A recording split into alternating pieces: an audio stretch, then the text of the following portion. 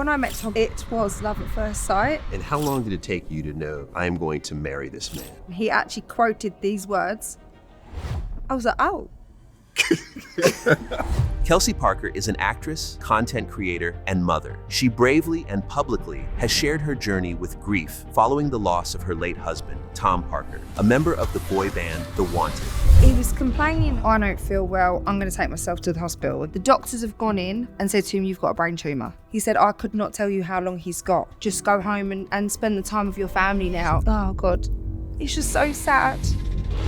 We had a mission, and the mission was Tom was going to survive this. There must be moments where you think, why Tom? I knew I was losing control. He said, can I go to the hospice? I said, absolutely. Did you believe he was coming back? I knew that he wasn't coming back.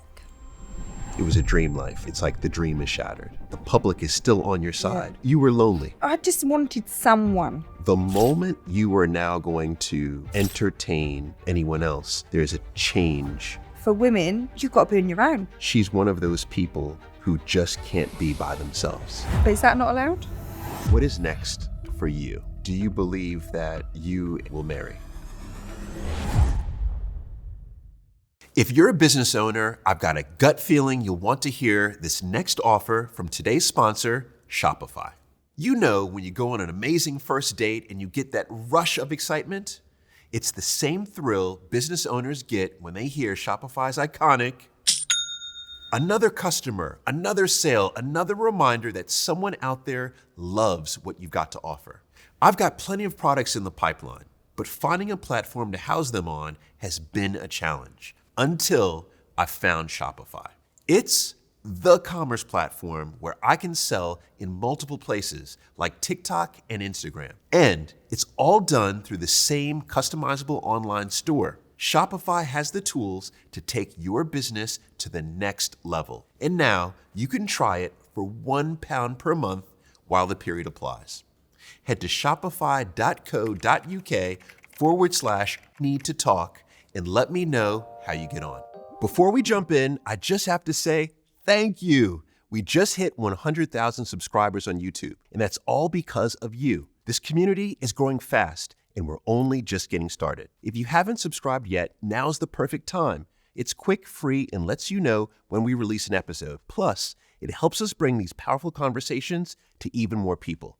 Now, don't forget, we read every comment, so let us know who you'd like me to speak to next. Thanks again. I really appreciate you being here. Now, let's get into it.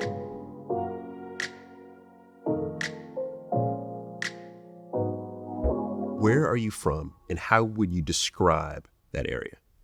Okay, so I'm from, actually people get even offended where I'm from. Really? Oh yeah, I'm from. How do the people get offended? I'm from outskirts Kent, outskirts South London. So it's where you want to say I'm from. So I'm the London borough of Bromley, but my postcode is Kent as well. So yes, it's a divide already. There is a divide. Now, if it wasn't for the fact that I live in South London, yep, right, but I have a team that is on the outskirts of South London. I see where some people take ownership and say, no, that's South London. But the moment you say it's not South London, it's on the outskirts, it's in the borough, right? Yeah. There is a little bit of a thing. Paul, it really just depends how I'm feeling as well. If I'm feeling posh, I'm from Kent. If I'm not, I'm from South. All right, I like it. So today, where are you from? South. All right, good. Because I'm gonna say now I live in the South. I live in the South. All right, so you're from the South. Okay. Yep. How would you describe growing up? What was family like? What were friends like? I came from a really loving mother. My dad, not so much. Okay. And I've got an older brother. He's amazing. We've got a 5-year age gap. Okay. And my mum and dad split up when I was about 10 years old. But I think even when my parents split, I could cope with them breaking up. And I've not actually seen my dad since I was 10. You've not seen your father since you were 10? No. You know, this is interesting because in the research, I saw that you had mentioned at a certain point that you were aware that he's probably aware because he's probably read about you in the papers. Yeah. But he lives in the UK? Yeah, I think. I don't know anything. Anything? No. He's not ever reached out to me. I don't really want him to reach out to me. If he's listening to this, don't reach out to me. I have the most unbelievable stepdad, and he has done everything for me. So I'm from a blended family. I have 2 younger brothers. Okay. So I was 15 when Bobby was born, and I was 17 when Maxwell was born. So we've got a big age gap between us. And I'm sure you were a very protective big sister. Yes. Yes. And they definitely were contraception for me, without doubt. I was like, there's no way I'm having a baby early. And I was like their second mum. And Tom was like their second dad. We did everything with them. We used to have sleepovers at my house. So I'm from a very loving, and family is everything. Yes, which I love it. And you mentioned your stepdad in there. So I'm curious, when your parents broke up, how quickly did your mother enter a new relationship? I think about a year she met my stepdad. Okay. At the time, did you think that was quick, slow, or you were 10, so you really didn't think much of it? I didn't really think much of it, but I remember it was just weird when Mum brought someone back and I was like, oh, who's that man sat in my conservatory? I remember thinking, oh, who's he? Mm-hmm. But then Johnny is amazing. And he's actually like a big kid. Johnny wasn't interested in having more children. That was pushed from my mum. She wanted more. He was like, we've got your 2. Why would we need any more?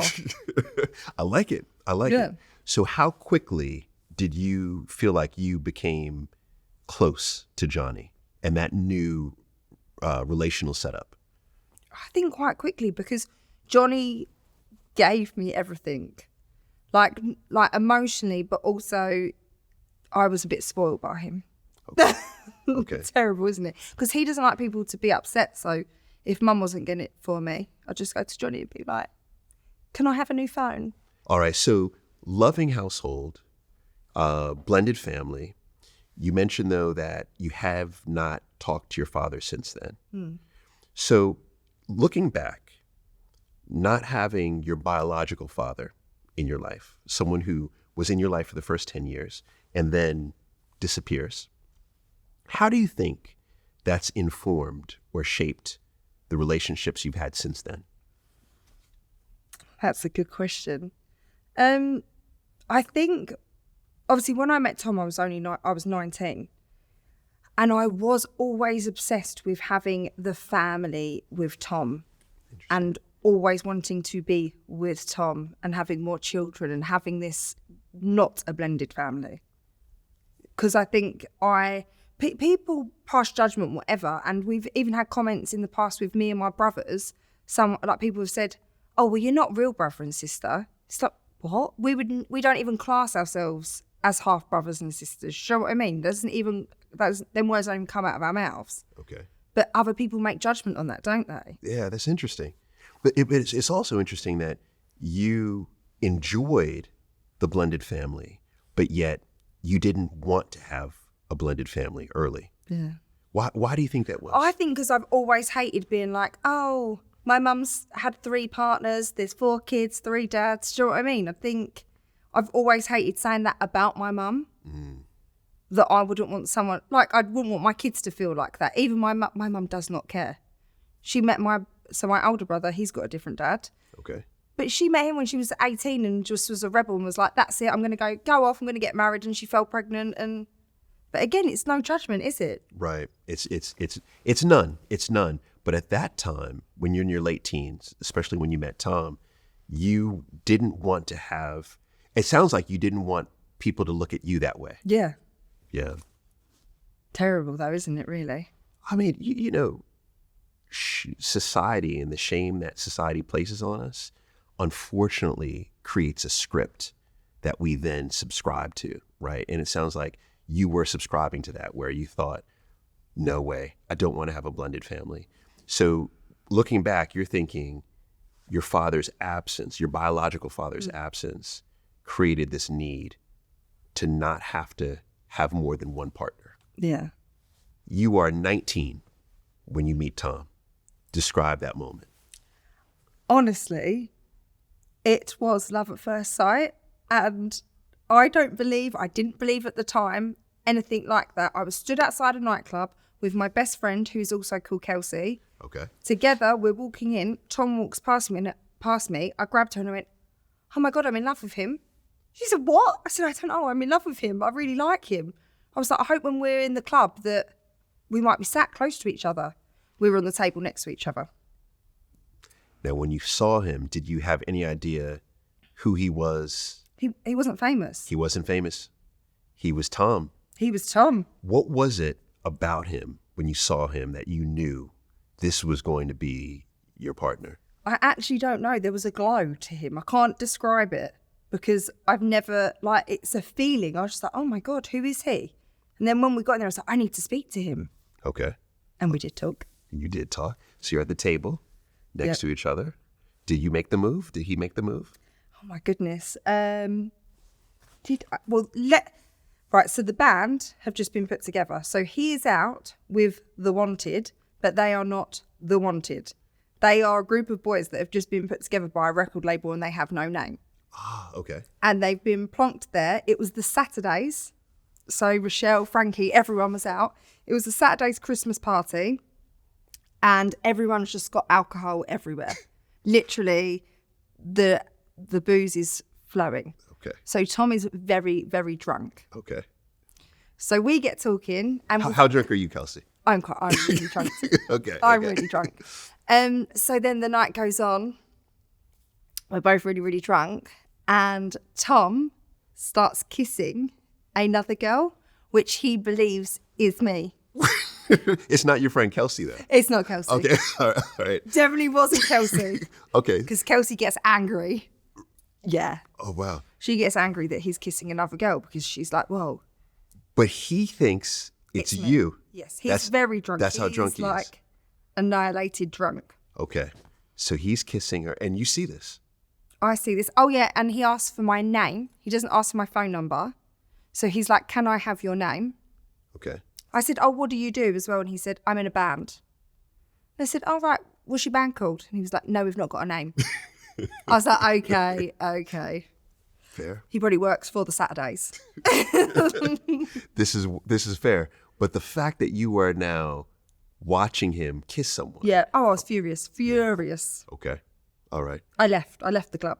So how do you rekindle this? So I then go off to another club. He goes home. He wakes up in the morning and he's like to the rest of the boys, I got with that Kelsey last night. They were like, no, you didn't. You definitely didn't get with her. So he forgets, this is so Tom, he forgets that he's actually taken my, he thinks he's taken my number. So he texts someone on his phone called Kelsey saying, really lovely to meet you last night. Let's meet up, blah, blah, blah, blah. It was a boy from Bolton, where he lives, called Kelsey. So Kelsey's gone back and been like, wrong Kelsey. And then he tracks me down on Facebook and messages me on Facebook because that's why he wanted the name, because Facebook. Okay. I'm curious. What was his message game like? What did he say? Oh, it wasn't good, I don't think. I think it was just like, hi, so nice to meet you in the club. I don't think he apologized for kissing the other girl. Okay. But you love the fact that he tracked you down. Oh, I was so excited when he texted me. I was like, oh my God. Okay. And at what point, so you start talking, I'm sure that you see each other. Well, he was up north. So they hadn't cemented the band yet. So he was just travelling to and from London, but not loads. So we actually, when we first met, we used to just text each other all the time. We barely met up, but it was like ping pong messages back and forth. Okay. But you wanted to meet. Oh, yeah. All right. And when you finally met? Yep. When was it? It was like 3 months, a good 3 months. And he turned up and actually in the club, Tom didn't have his own clothes on. He was wearing Max's clothes. And when he came for the date, he wore Max's clothes again. So again, he sent me down this path of like dress sense, thinking, oh yeah, he's got a great dress sense. No. There was stuff we had to get rid of. But we went out and we went to Nando's on our first date and he bought me a rose. So he walked around like Leicester Square or Covent Garden. He got me a rose. So I was like, oh, I love him so much. Oh my gosh, Nando's for the win. Yeah, that's it. Yeah. Bit of chicken, that's it. That's all you need. It's some Perry Perry in your life. That's it. I was his. All right, so then that date, I'm curious, how long was that date? And I'll tell you why in a second, but how long was that first date? God, you're really testing me here, Paul. Yes. Well, it would have been a whole evening we spent together. You spent the whole evening. But I didn't obviously stay with him. Okay. But it was hours. Yeah. Like 8 hours. Yeah, 7, not wanting to leave. Not wanting to leave.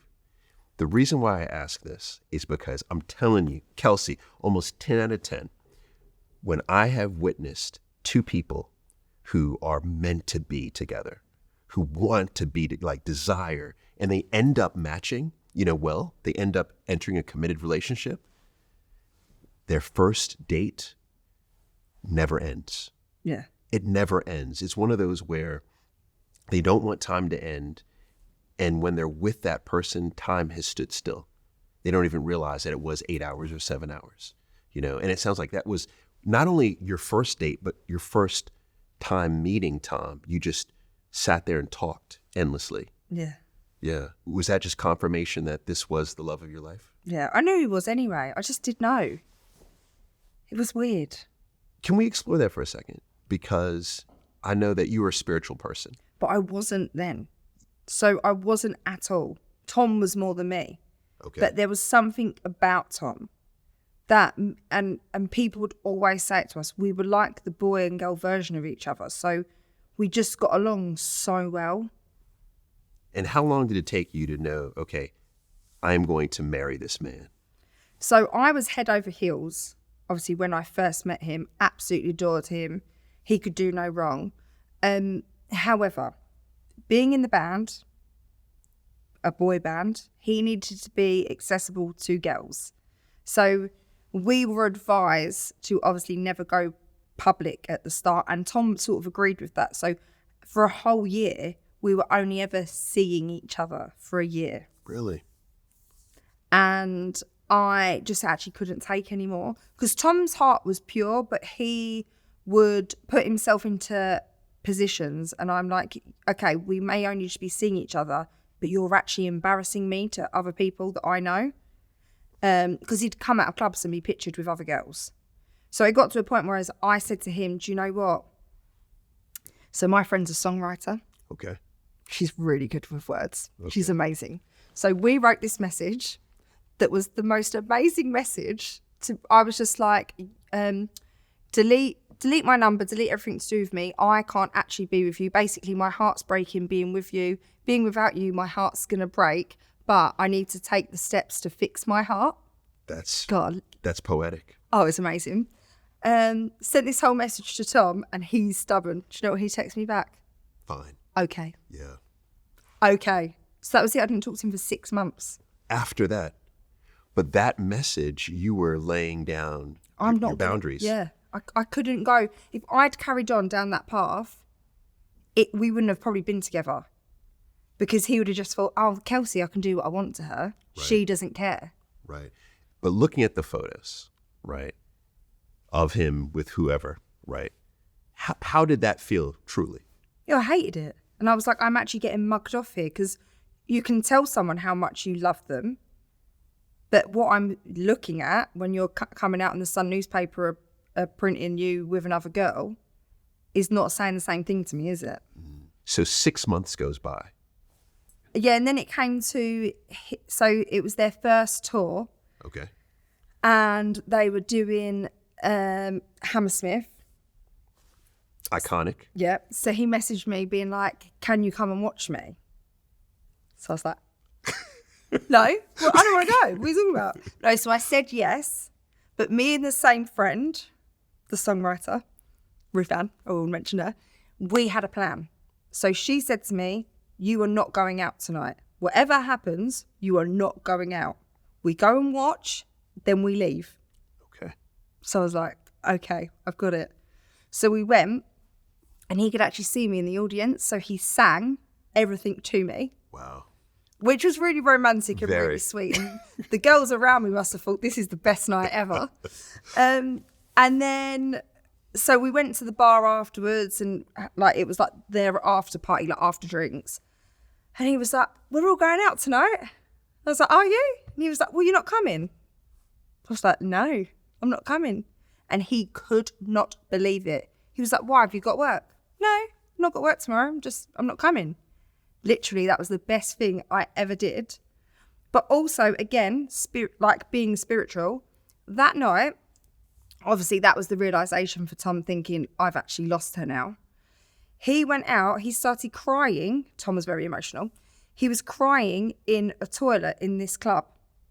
So this guy stood there. So this guy's comforting him. Okay. It's my next door neighbour. The story gets wilder. It's crazy. Yes. So then he's then come home, my next door neighbour, and I was walking up the road the next day to go to the train or whatever. He's pulled me over and it's like, Kels, get in the car. He said, that guy from The Wanted was crying about you last night. He worked it out, put two and two together and was like, he's talking about you. That's incredible. But bear in mind, they had never met each other. Tom had never met CJ.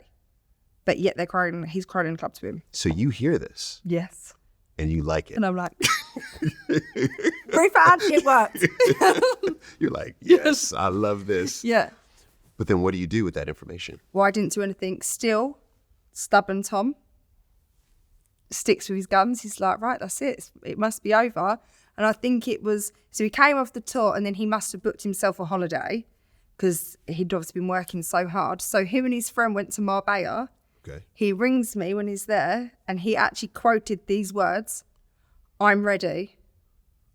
And I was like, you're ready for what? He was like, I'm ready to be with you. I was like, oh. Are you? I'm really cool about this. Oh my gosh. This is an epic story. I know. This is epic. So you hear I'm ready. Yep. And I mean, you're clearly ready, but you don't want to seem ready. So what do you say? I'll be around tomorrow. When are you back from Marbella, babe? Okay. No, so again, my best friend Rufan wrote a song called I'm Ready. And it's all about Tom singing to me in the crowd. The song's amazing. And that was our first dance at our wedding. I'm ready. Yeah. Yeah, I love this. So he says, I'm ready. So at that point, you then enter a committed relationship. Yeah. Okay. Fully committed. Fully committed. All right. Do you start talking about marriage right away? No. So they all shared, they had 2 apartments between them. Okay. So then the lease was up and he was like, I want to move in with you now. I don't want to be with the boys anymore. I want to move in with you. So I think that must have been about 3 months afterwards and we moved in together. So I moved out at like 21. Wow. Okay. So you're living together at 21, right? Yeah. And I would imagine this is a really good time. Oh, the best time. This was the best time ever. Yeah. So he's touring. Are you going on tour with him? Or? I didn't go loads with him. I used to, it was really hard because he used to be like, oh, why can't you come? Because actually, for them, it is actually quite boring. Like, I think he would have wanted me there more. But where I was acting at the time, I was like, I've got to be here to be in it to win it, really. Yes. Like, if I'm away, it doesn't look good to my agent, me being like, oh, yeah, sorry, I'm just with Tom touring. True. You're building your career. So at this time, what are you focused on? Being an actress. Okay, fair enough. At what point do you decide you want to make this a marriage? It took Tom a little while. So from there, so we lived in London and everyone used to come to ours. We used to have the after parties. It was the best time. And then we actually moved to South London / Kent. Okay, there you go.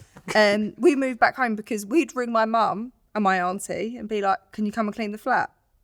And then it's like, you're too far away. If you want us to help, you've got to move closer.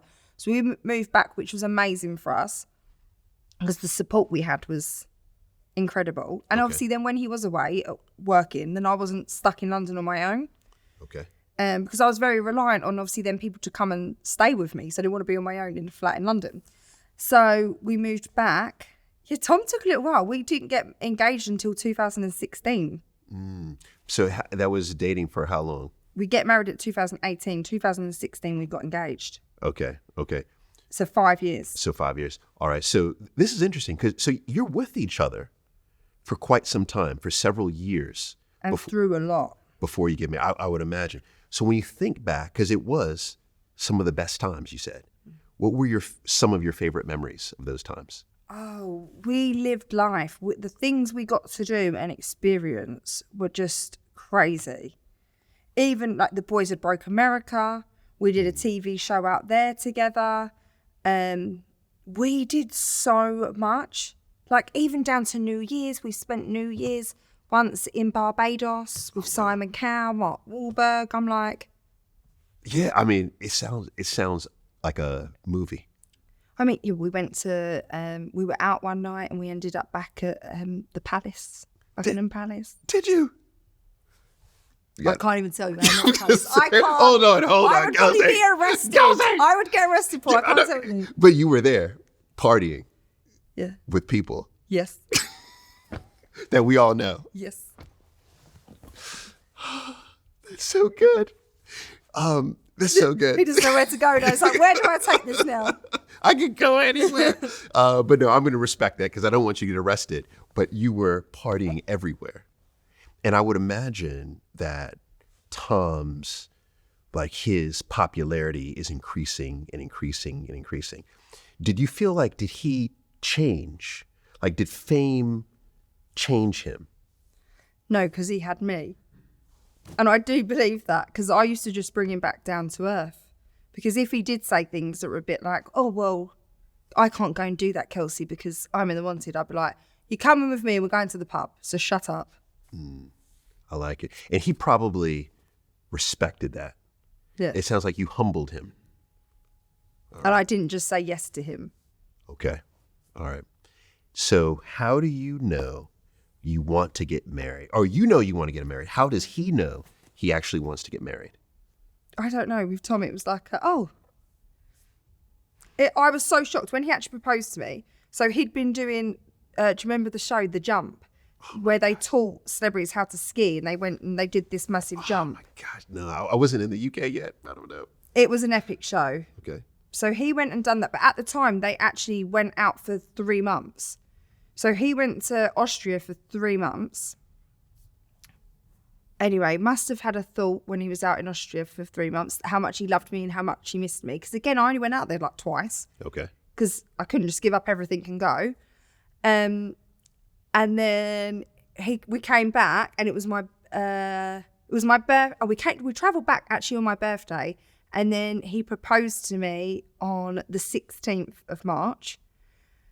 And my mum and that said he's given us the biggest like heart attack. It's just so Tom. He's just decided that he wants to propose to you, so he needs to go and get a ring. He's gone to Hatton Gardens. He's got you this ring, and this whole plan's come into place. We don't know how he's pulled it together in like 10 days or whatever he did it in.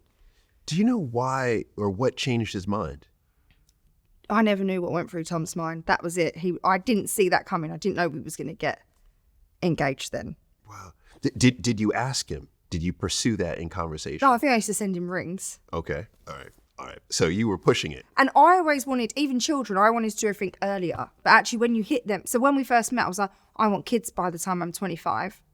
And then obviously I got to 25 and was like, I'm not having kids yet. Okay. But I wanted that with him. All right. Fair. So he proposes out the blue. Yeah. You definitely accept. Yes. You accept. How was the wedding? Oh, the wedding was amazing. I think Tom just showed up, but the wedding was amazing. So you planned this wedding? Yeah, I planned it. He paid for it. It's a perfect wedding. Yeah. Yeah. All right. So it was amazing. Was it a big wedding? Because I would imagine that it must have been massive. It was huge. We had 120 guests, and it was a whole weekend, and it was party from Friday to Monday. That sounds like Kelsey and Tom. He did this surprise. So I've got a performing arts school. Okay. And this was the most thoughtful thing. He's done more thoughtful things, but Tom was very romantic and very thoughtful. So he'd been doing rehearsals with the kids behind my back. So cute. So they'd arranged it. He'd been doing it with Kelsey. They did Heart Vacancy. So it started with Max, Jay and Tom, and they were singing Heart Vacancy, and then all my K2K kids came out. And you see the video, I'm like, oh my God, because nothing ever gets past me. But he did. But that did, yeah. And that was so thoughtful, and because he knows how much I love my dance school and my kids that I teach. So it was the best thing that he could have ever done. I love it. What was your surprise to him? I did a dance with my friends. Of course you did. Of course I did. Of Little course performance, Kelsey performance. Because actually Tom supported me so much. He loved the fact that I was a performer. I could do everything. So he'd always be like, why aren't you doing that? Why don't you dance anymore? Why don't you sing? Yes. So I actually did it on our wedding day for him. All right. Where was honeymoon? We really milked the honeymoon. So first of all, we went to Thailand on a family moon. So we took all the family to Thailand. Did you? Yep. So his family and your family? Yep. We all went to Thailand together. All right. So now I have to bring Dad back into this, though, is because have a wedding, giving your girl away, right, is a big moment, right, for a lot of fathers. Were you thinking at all about no, there was never a thought, not a care in the world. No, by then, Johnny's had probably been in my life longer than my own dad. So not even a second thought. Okay. Was there any conversation that Tom had? Okay. So what was really weird with Tom is he was always obsessed about my biological dad. And he couldn't understand how you could leave someone and not come back. But I used to say to Tom, I don't know why you're worrying so much because it's not actually your dad. And sometimes things just happen, Tom, and they are for the greater good. That's why some people aren't meant to be in your lives. And he just couldn't believe that. And he loved Johnny. Him and Johnny got along so well. But even up until, Tom passing, he's always was obsessed by my dad. But for me, I go to a place where I'm like, did Tom know that Tom was going to leave his kids? Did Tom know that? Because for someone to go on, and with Tom, he was very much like, if he had a bee in his bonnet, he would go on and on and on. And I say to him, I don't know why you're getting upset about it, because it should be me, and I'm not upset. Interesting. So he was, sounds like Tom felt sad for you. Yeah. He was hurt because he thought, how in the world could this man walk away from this incredible person? Yeah. But I'm like, you never met my dad, so don't worry about it. And my mum used to say the same thing to Tom. Yeah. It is interesting, especially what you're saying in terms of, did he know? Did he know that this was going to happen to him? Yeah. And that he had no choice to leave his kids, but my dad had a choice. So why is he not seeing his daughter when he had a choice? But Tom's not going to have a choice. He's going to have to leave his kids, and he hasn't got a choice in that. Do you know what I mean? Yeah, I hear you. It's interesting because even now it sounds like you're still conflicted as to what was it? What was he so obsessed about? Or why was he so obsessed? Why? Why? All right. So then, so clearly Tom was very interested in your father, but besties with Johnny, right? Yes. Your stepfather. Yeah. So honeymoon was great. It sounds like you went where on honeymoon? Thailand. Okay. And then me and Tom went off to a private island in Phuket. Ooh. Well, it wasn't like private, but it was there's always a story as well, Paul. I can tell you a story about the honeymoon. I mean, me and Tom just got up to mischief together. We were a match made in heaven, but also just the antics between us. Yes. There was always a story with me and Tom. My friends, when we'd get back from any holiday, they went, what happened? There's got to be a Tom and Kelsey story. And there always was. Oh my gosh. So then we came back and then we went to the Maldives. How long was that? I think it worked out that we had like a 3.5 week honeymoon. Okay. All right. Not bad. Yeah. So then he had to come back to go back to work, I would imagine. Yeah. But at that time, he was just in and out. With Tom, he was a bit of a hustler. So he wasn't in the band at that point. Oh, interesting. He'd not been in the band for like 2.5 years at that point. Interesting. Okay. So he was still a musician. He was producing. He'd self-taught himself like production and had really gone down that route. Okay. All right. So he's doing that, and then you are still building up your career. Yes, but also me and Tom had loads of businesses together. Tom would never do a business without me. Really? Okay. So what were the businesses? So we put a girl band together. We had a t-shirt company. What was the girl band name? Sweet Riot. Sweet Riot. Yeah, That's good. we really put everything into them, but it's just hard to break into the music industry. We had T-shirts, I said, and then obviously my whole passion since 21 is I set up a performing arts school. So Tom was always my biggest cheerleader with the performing arts school. He always came in and helped, and that has been an ongoing business. Okay, look at that.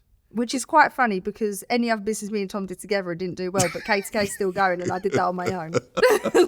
Tells you something. Yeah, but that's why I think he always needed me, because his brain was just he sounds uber creative, but needed someone to focus him. Yes. So lots of businesses going on, but life was wonderful.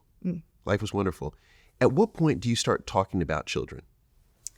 We had a window before the wedding, so we did try and fall pregnant then, and it didn't happen. So got married, and Tom was actually on tour with Grease, the musical at the time. He was playing Danny Zuko. Okay. So Tom being Tom, he was like, I don't think I can have kids. I'm like, well, you haven't really given it enough time, Tom. He's like, no, I just don't think I can have kids. Maybe I'm not capable. So he went and got himself checked out. This is so Tom. So he went, when he was in Wales, he went to a clinic there. Well, he's got up to the reception, obviously to get his bits, to go and get tested. Yes. And the lady went, I saw you last night. Well, on stage. On stage. He was like, Kelsey, it was so embarrassing. Oh my gosh. I love that he went to get himself, to get him checked, because the fertility rates, literally, I mean, this is terrible, but you look at men's sperm, right? You look at the fertility rates, it is just dropping off of a cliff. And it's because of many, many different reasons. But there's a stigma around men not wanting to go get themselves checked out, because their fear, I think the fear is they're not man enough. Yeah, to have children. So therefore, I'm not even going to go. And so the fact that he said, no, let me just go check. Oh, it's so Tom though. That's so Tom. Yeah, I love it. So he checked. So I think he went, and then literally we probably fell pregnant the next month after he got checked. Because I think, again, Tom's very power of the mind. He's got the tick. He can have children.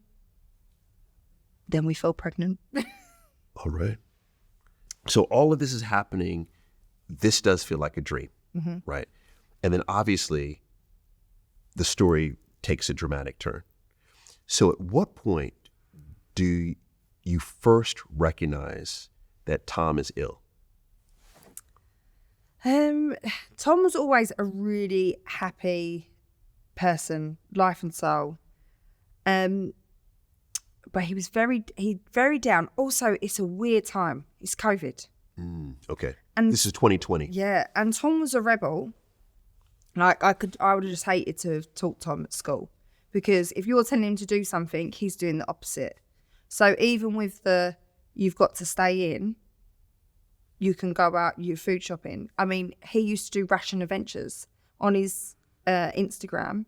It was Tom going out and trying to get beans, toilet roll. He would go out in ski masks. He was just absolutely hilarious. Wow. So, and we've got, what was Aurelia then? She was about 9 months, wasn't she? Yeah. Okay. And I'm pregnant with my second child as well. Look at this. So we fell pregnant really, really quickly with Bodhi. So yeah, when she was about 9 months, I was pregnant again. Went into lockdown, and then he was complaining of, he just didn't feel right. That was the first thing. Okay. He did change his diet as well, so I was a bit like, oh, has this had a part to play? But he was just like, look, Kels, I don't feel well. I'm going to take myself to the hospital again, Tom. Look at that. So he took himself to the hospital, and nothing came of that appointment. I think he then had a follow-up appointment, and they said that they'll do an MRI scan. Okay. So he went for an MRI scan, but by the time we'd got them results back, he'd had a seizure when we went to Norfolk on a family holiday. First seizure. Well, I think he might have had one before, but we didn't know that it was a seizure. Okay. So then in Norfolk, it was just horrendous. Thank God we were with the family. Again, pull another really weird story. So 2 days before, we've all gone out shopping. And Tom was moaning. He was saying that his ears were like hurting him. Okay. So that my brother Max had done something in the car that was like crazy. He was like made a loud, and Tom was like, "Oh, my ear." But I was, you don't know, do you? I won't be like, "Oh, right, you've got a brain tumour." Right. Anyway, 2 days before we go to the shopping centre, Johnny is a nightmare to shop with, my stepdad. So me and Tom are with him. Anyway, he's gone shopping for these walking boots. We've just left him in the shopping centre because we said, we can't deal with you. We're going to go over to the pub where everyone else is. Right. So then it's like 3 hours later, Johnny's not back. Or whatever, 2 hours later, Johnny comes in. We're like, where have you been? He said, when I was at the shopping centre, he said, someone just had a seizure. He said, so I've had to put them in the recovery position and I've waited for an ambulance to come. Right, it only could happen to Johnny. So, yep. 2 days later, I've gone upstairs with the baby, put the baby in the bed with Tom. He's going, Kels, my hands are so sweaty. And I turn my back and then look back at him again and he's having a seizure. Wow. Call for Johnny. He's done it before 2 days. It's fine. Yeah, Johnny knows what to do. Johnny comes up, my auntie runs in, everyone runs in the room. I take the baby out of the room. They sort him out. Call an ambulance. They're a bit like not wanting to come out to us, but we were like, look, he's never had this before. Please, can you come out? They came and looked at him and they went, we'll take him in, but don't pack him loads because he'll be out.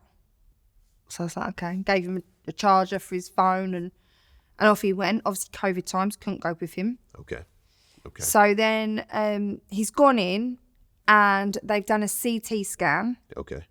Did he stay overnight? See, this is where it all just blurs a little bit for me. Anyway, me and Johnny have gone up to the hospital. On the way to the hospital, the doctors have gone in, pulled a curtain round on Tom and said to him, you've got a brain tumour. Wow. With no one there, no support, nothing. Just him. Just him. And Tom is a sensitive soul. So he's rung me up, obviously beside himself. I'm like not there to assess the situation. I don't know what anything is. Got there and then went, and Tom's obviously emotional. I'm comforting Tom. They've told me that they've seen something on the scans. He has got a tumour of some sort. We don't know what it is. They're going to keep him in for more tests. Johnny went off and spoke to the team. He was fantastic. So then they kept him overnight and they did another... Did they do an MRI then? I think they might have done an MRI then. Can I ask a question here? Because when he's told, this is the first time that he's become aware. Yeah. This is serious. Yeah. Right? And he's by himself and he calls you. So you said he's emotional. Sounds like he's crying. Yeah. What are you thinking in that moment? Because this is your best friend. This is your lover. This is the father of your children. What are you thinking? I just didn't even know what to think. I think it's more, oh my God, because I did not see that coming. I did not think that they were going to say to him, you've got a brain tumour. So I think I was completely blindsided. Okay. And then, so everyone left the holiday home and I had to wait for obviously Tom to be finished with his scans.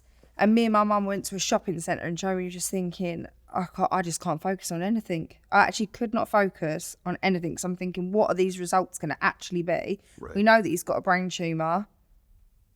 What else are we going to see? Is it a benign brain tumour? Is it a malignant brain tumour? And then they call me when I'm in the shopping centre and they said it is a brain tumour. Obviously, straight away, I'm like, well, how long can I pick him up? Right. Is he, you just don't know. My brain went to, well, is he going to die now? Like, what even is this? And they said, look, and this is always stuck with me, what this doctor said. He said, everybody's body is different and we will all react to things, certain treatments. He said, I could not tell you how long he's got. As in, like, that was him giving me hope, wasn't it? To be like, I don't know what Tom's got. So I went and picked Tom up, but actually, so Tom had a Range Rover that he absolutely loved. It was his pride and joy. He loved his cars. Well, I'm in this car park. I'm actually a really good driver. Okay. I've gone to pull out of this car parking space and I've taken the whole side of the car out on a Wow. like a barrier. Wow. I was like, oh my God, I was thinking this is the only time I'm ever going to get away with smashing his car up. Yeah. Yeah. Without him losing his shit with me. Yeah, because he won't care at all. He did not care. When I picked him up, I was like, I smashed the side of the car. He went, don't worry about it. Yeah. But yeah, I picked him up and it was just horrendous, awful. We drove back from Norfolk. My mum was with me and obviously we had Aurelia in the back of the car and you just didn't know what to say, what to do because you don't really know what it is. You know, when traumatic news happens to one person, clearly this is impacting the entire family, but it's happened in particular to Tom, right? Do you then think, I need to be here to console him? Or I need, like, what is your thought with regard to supporting him? Well, with me and Tom, he's always actually needed my support, but I thought I can't go the way where he's gone. I've got to flip the other way. So Tom he's going to die. I'm going to die. That's it. I'm going to die, Kels. How long have I got? What do you reckon I've got? You're going to be fine, Tom. This is going to be fine. We're going to sort it out and you are going to be okay. I said, we can't even go to that place. Let's see what it is and then we'll know what we're dealing with. Okay. So he's already thinking. Oh, yeah. Tom was. But what's weird with Tom is he's always been obsessed with cancer. And I don't know if this has had anything to do with it. It's if people believe in this. He used to always go to me. Well, obviously before when it was like, it's 1 in 5. It's 1 in 3. It's 1 in 2, Kels. I'm like, you'll be fine. Don't worry about it. He was concerned about cancer before his diagnosis. Yeah, before he got it. Was there someone in his family, friends? Was there any moment? His nan did have cancer, but not. We hadn't lost loads of people to cancer. I don't know. That was Tom. He was always a bit worried about health. That's what I'm saying. Straight away, can I have kids? I better go and get checked. Right. Like that was Tom. That's true. He changed his diet, you said. Yeah. You know, so he's found out that day. He was fixated on stuff. He changed his diet because he started looking at animals online. And the classic Tom line was, once you see it, you can't unsee it. So he was like, I can't eat meat anymore. But he didn't just do it himself. He then has to put that on everyone else. Okay. This is fair. He's that person. This is fair. Yeah. So. But then he went back to eating meat again. Okay. So he thinks his time in this world is not coming to an end. And you flip to, no, it's not. We're going to fight. Yeah. And I'm 35 weeks pregnant. And that. And a 15-month-old baby. And that. Just a little bit of added sprinkles on top of the cake. Just a little bit. So how do you then begin to manage life? So then from there, Tom actually went in for a biopsy because we needed to know what it was. So he went in for the biopsy on the Friday, came home, and then they called us straight up on the Monday. And I was like, you know then, don't you? They're getting us in that quick. COVID time that we've had to go through like the back door into a room that no one even knows about because I'm heavily pregnant. Okay. And then he gets diagnosed, and honestly, so we took Kelsey, my best friend, with us. That has got to be the worst day of my whole entire life. Oh God, it's just so sad. You just sat in the room and you could just see, I'm trying to hold it together. I hold it together for Tom. I'm not going to cry. We had Kelsey said she looked at me and all you could see these beads of sweat just coming out of my face, my whole body. And it was summer, it's quite sweaty. And they just turned around and they was like, he's got stage 4 cancer. It's a glioblastoma, however you want to say it. And he's going to start treatment straight away. The treatment is chemo and radio. If that works, we'll give him a bit more chemo. And we were so shocked because Tom loved science. So he's like, what else are you going to give me? And they were like, that's it. That is all the treatment we can offer you. There was no magic wand. It was stage 4, and he'd been researching as well. So when we left the hospital, we were told a different tumour in Norfolk. Okay. And all Tom was obsessed about was this glioblastoma. It can't be a glioblastoma because it can't be. It can't be. And then as soon as them words came out, obviously I hadn't researched anything. I just knew from him. Right. You don't want to hear them words. Right. And it's basically the terminator of all cancers, really, because it's so hard for them to treat. And Tom, you could see Tom. This was a really weird moment as well because we hadn't discussed anything. I didn't really talk to Tom about, okay, when we go into the room, what questions are we going to ask Tom? Kelsey was there with a pen and paper. She was going to take notes. Okay. But we didn't ask, are we going to ask how long you've got left? However, Tom Parker, being Tom Parker, was pushing to try and get a time frame from them of how long they thought he had left to live. But I said, whatever you do not give him a prognosis because he will be sat there ticking it off on a calendar. Yes. And we can't do that. We're not doing that. Yes. And then obviously we asked about the children and they said, just go home and spend the time with your family now and hug your children and be there. And because obviously you're thinking if someone's having chemo, what are the do's and don'ts? Right. I cannot, imagine hearing that, being pregnant. Yeah.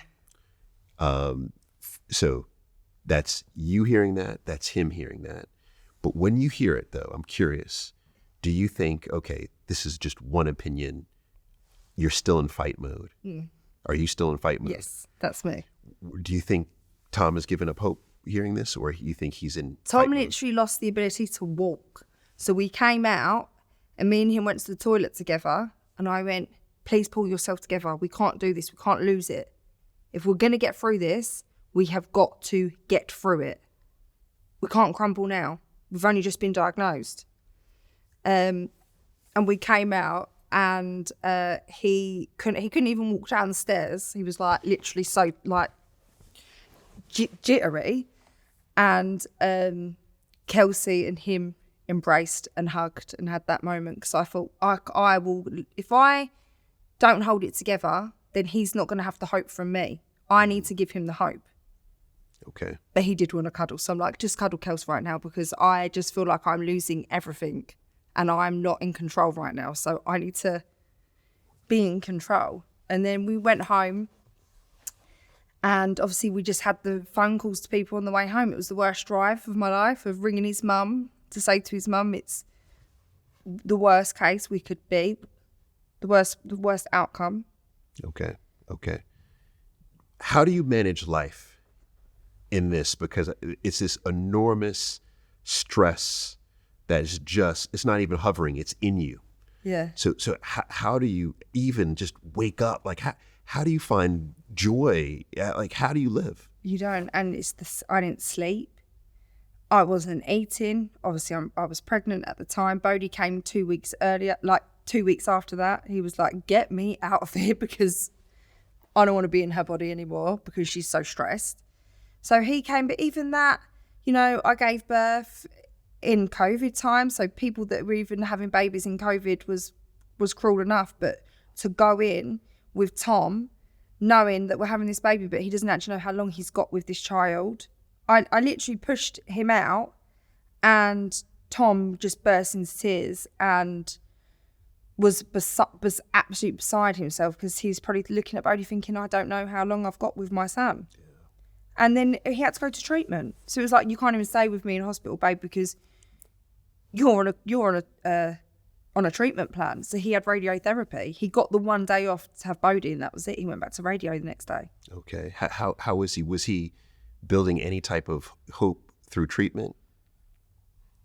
Something did switch in Tom. And I don't know, like obviously when you're in it, you don't know when it came. But after his first lot of treatment, he actually got a significant reduction. Okay. And I don't think they'd seen that before. I think a lot of people were very, very shocked. Okay. So reduction in the size of the tumor. Yeah. It went back. Okay. And it was like, you've done that, Tom.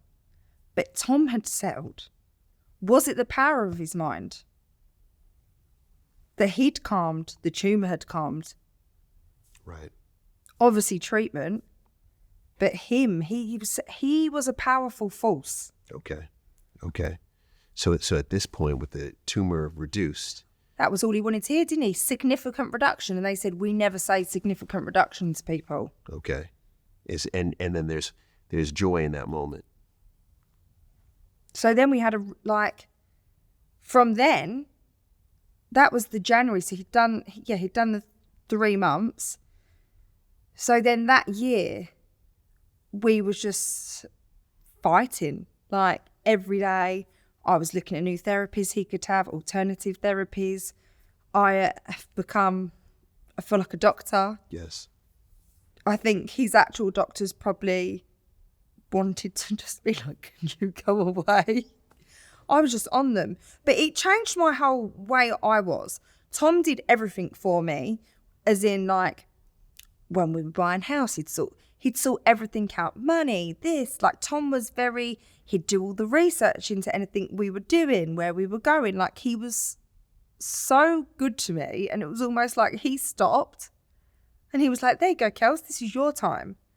And I just ran with it and came into my own and researched everything. We rang everywhere. Me and Kelsey would make a joke and be like, what doctor, where are we ringing tonight, Tom? What country are we ringing? Because we spoke to every doctor who dealt with brain tumours across the world, I reckon. Okay. And then I would imagine you had support from friends. Oh, and yeah. Yeah, Tom must have had support from friends, especially within the industry, people reaching out to support. Okay. Yeah. Okay. And a really tough decision that we made was to go public.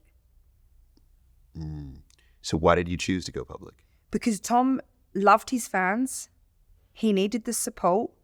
And he couldn't live. Me and Tom were very honest people. It's like, we couldn't have lived that lie, me and him.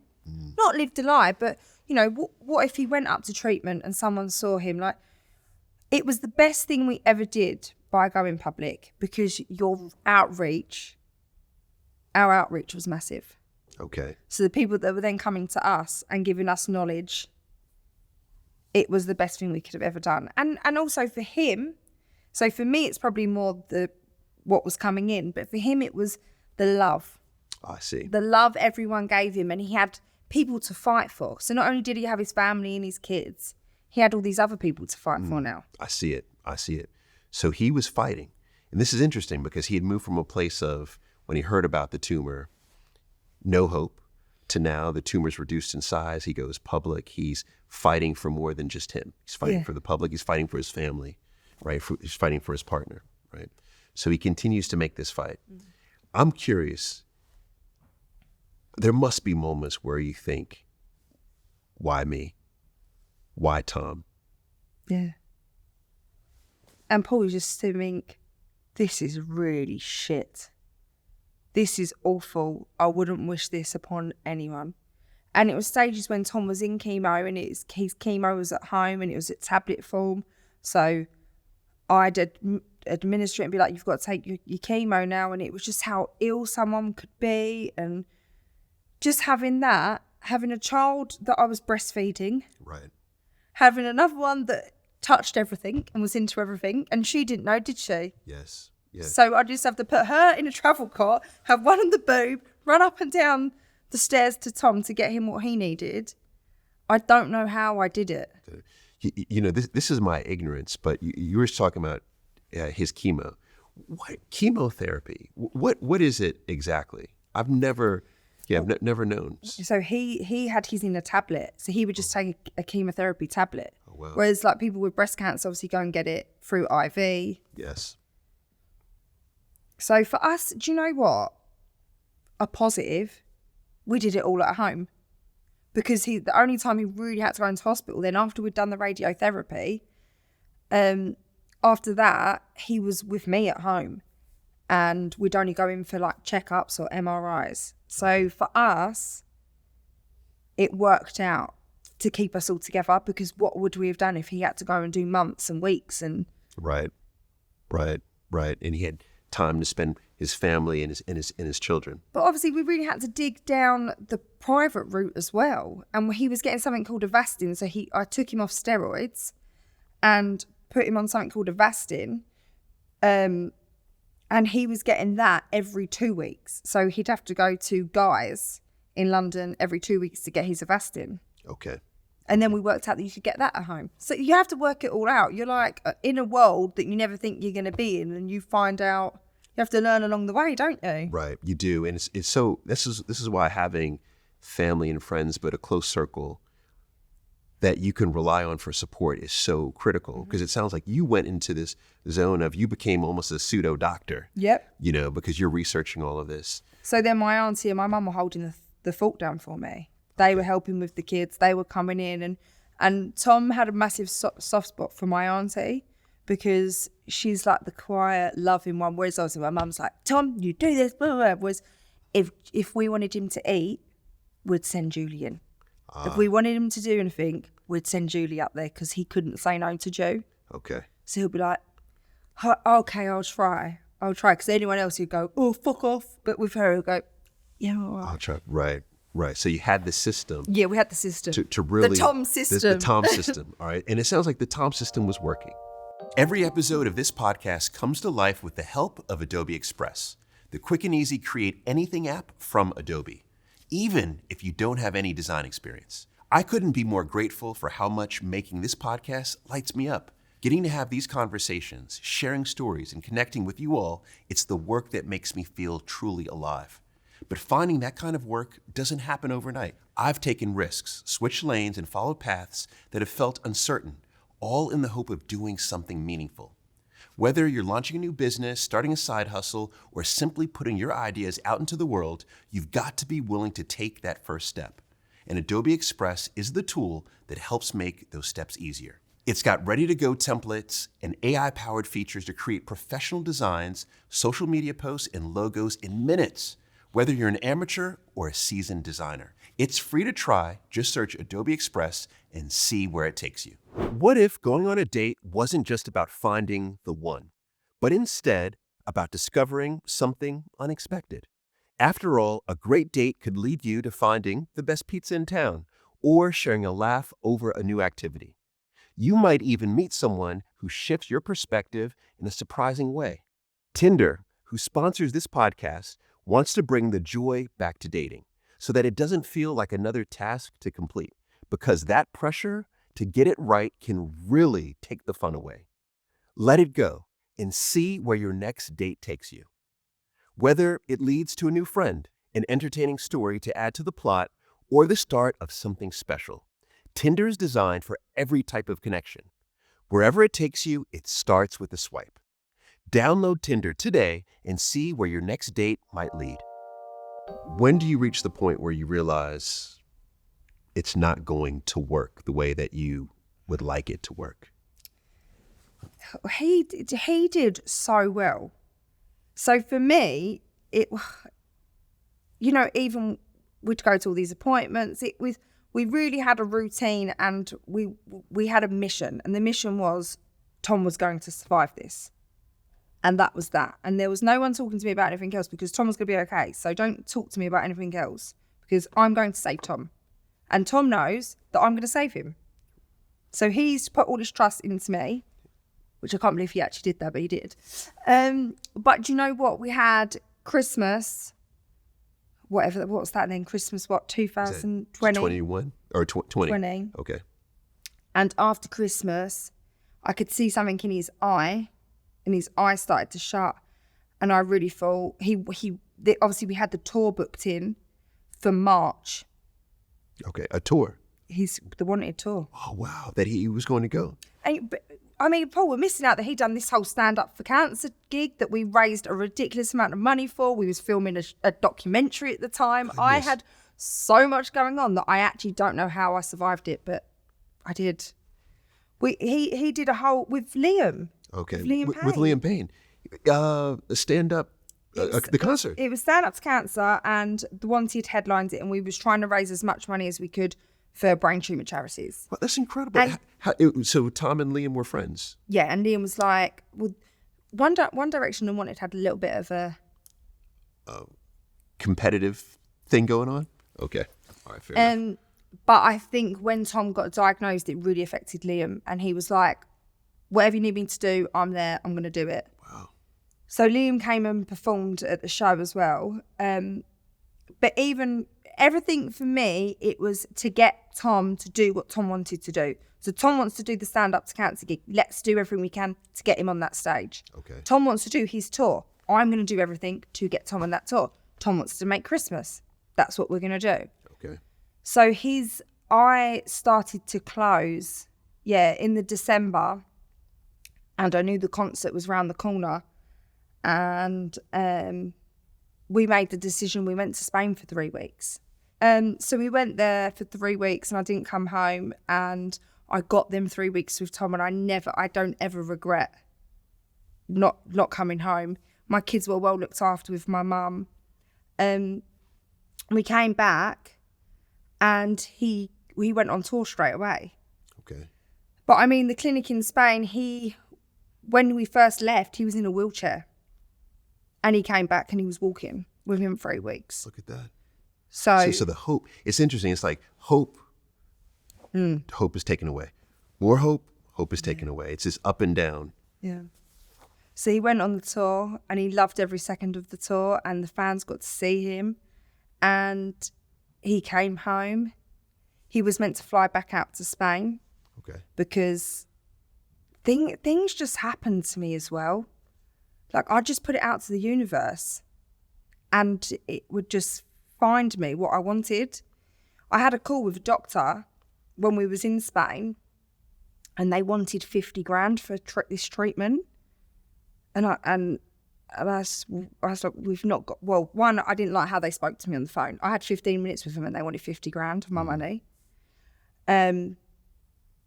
So I spoke to the clinic in Spain, and I managed to find someone to do it for, my maths is shit. But a small percentage, yeah. And so we was meant to go back out to Spain, but I couldn't obviously take him. I'd just been away from him for 3 weeks, so someone else was gonna go with him. But I made the decision. I was like, he's not well enough to go to Spain. But he wanted these dendritic cells that he was getting, dendritic cell therapy. So his cells had been made up, and basically your immune system goes back in and targets the T cells. Okay. So he needed that. But at this point, he was bedbound at home. And so what else would I do? I flew the doctor over. From Spain? From Spain. Yeah. She didn't speak a word of English. So I went up to where I hold the classes at K2K in Westcombe, and they have a CrossFit there. Okay. So I went into CrossFit, and I was like, can anyone speak Spanish? And this lady, Grace, said, I'd never met her in my life. She went, I can speak Spanish. I said, will you come to me to Gatwick? So I've got to pick a doctor up, and then I need to get her back to my house because my husband needs this medication. Wow. Will you spend the day with me? Wow. And her name was Grace, amazing Grace. Grace came with me, and we got this doctor back, and he was really poorly at this time. And she just sort of looked at him, but didn't say to me like, he's dying, he's this. She didn't really know what to say. That night I called the paramedics out again, took his temperature, everything was fine. They didn't really say anything. Then I thought, I know what he needs, fluids.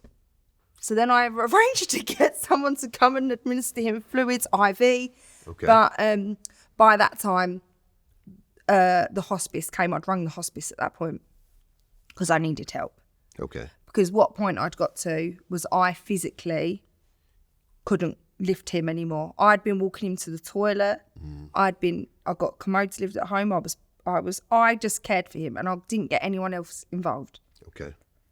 Apart from my best friend Dean, I was like, can you come and help me a little bit? But I took that responsibility on for him because he's my husband, and yes, that's what you do, don't you, for the one you love? Yes. He better have done it for me. Yes. He would have done it for me. So the hospice came in and they said to Tom, I actually remember it was so sad, Paul, because I knew I was losing control, and it was so hard for me to give the power to other people because I've been in charge. Right. I was driving the ship, and I was gonna have to put someone else in charge. And I went to my mum's house, and my brother Maxwell was there, and my mum was cutting hair. She's a hairdresser, and I just sat. And Max came and went, all right, Kels. And I was just crying. And I couldn't stop crying. And Max sat there with me for like an hour and didn't talk to me. And I just sat and cried, and he was like, but he didn't leave. Obviously, he was only, what would he have been? 15, 16 at the time. He just sat with me, and then the hospice came, and Tom decided. I said, it's all up to you. You do what you want to do. He said, can I go to the hospice? I said, absolutely. And part of me thinks that he went to that hospice because he still wanted medication. Okay. And he thought there's hope there.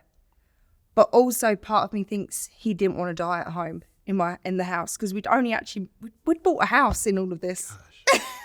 It's so Tom. It's like, let's buy a house. It's incredible. It's incredible. Yeah, so he bought a house when he was sick. And it's like he gave me a new home, because we'd done everything in our old house. We'd got engaged, we'd got married, we'd brought the kids back. Right. He'd got sick at the old house. Right. So many memories in the house, and it was like he gave me a fresh start, and he was like, let's buy a new house, Kels. So we did. We literally moved one road away. Well, it's incredible. When he left that evening, when he left for the hospice, did you believe he was coming back? I didn't. I couldn't actually go up to the hospice that night. I couldn't go and see him. And my friends all went up there. Kelsey went up there. Rosie went up there. And my friend Evie, who's a witch, we've not even touched on her yet. And they all went up with him. And I think he was like, where's Kels? But I needed that night to get my head into a space where I knew that he wasn't coming back. Yeah. You know what's so, I mean, I've chills just talking about this, because as you said, you had been in charge the whole time. Yeah. You had been in charge. And now not only is your husband leaving, but you're no longer in charge. Yeah. You've also given up all the control. So what do you now do that you've given up this control? It was really hard for me. It was like I'd been hit by a ton of bricks. And I remember Kelsey, we actually spoke about it the other day. Kelsey turned up and said, will you just eat something for me? Will you just eat like 2 grapes? Kelsey, I'll be happy if you eat 2 grapes. But I felt like the world had just fallen on me and I wasn't in control. And then I pulled myself together. And I got out of bed and I went up to the hospice. And then I was there with him. And he was so happy to see me. Yes, I'm sure he was. He's like, here she is. She's going to do something. There'll be a miracle. She's going to make a miracle happen. Yes. So he saw you and he had hope again. Yeah. Because again, I came then with someone. Okay. And even when he was in there, I had everyone who had worked with us, our team, still giving him the hope. Yes. Because that's all you want, don't you? That is it. And I love also how you were focused on one event at a time. Yeah. We're going to get him to to tour. We're going to get him to Christmas. So in the hospice, was there an event that you were trying to push him to? Was there anything, any goal at that point? Well, also, he was just going against what anyone was saying, because they were like, oh, his swallow's gone. Then they did a swallow test and I was like, oh no, his swallow's intact. I'm like, can you just stop playing games? Yeah. But also, for me, his mum and his dad went then and they stayed with him. So they got that time with him too. Okay. And then the boys came from the band. Okay. Our best friends were there. What was difficult, same like Johnny dropped him. Johnny came and picked him up and I said, he wants to go to the hospice. Will you take him on that Friday night? Johnny dropped him off and Johnny never saw him again. And Johnny knew. He was like, oh no, I'm not going to see him again. He knew it. Yeah, he knew. He knew it. How long after Tom entered the hospice did he pass away? He went the Friday. He died on the Wednesday. But my friend Evie, who I said we've not even touched on Evie yet, Evie told me. So she spoke to me on Sunday and she said, he's going to pass away on Tuesday or Wednesday, Kels. So just be prepared. And then I wasn't actually on that Sunday when she told me that. So I spoke to her in the morning. And then that night I had the evening with Tom and we spoke a lot. Well, at that point he'd sort of lost his voice. Okay. But it came back for that. It was just, he was just like a little, just used to give me what I needed. Right.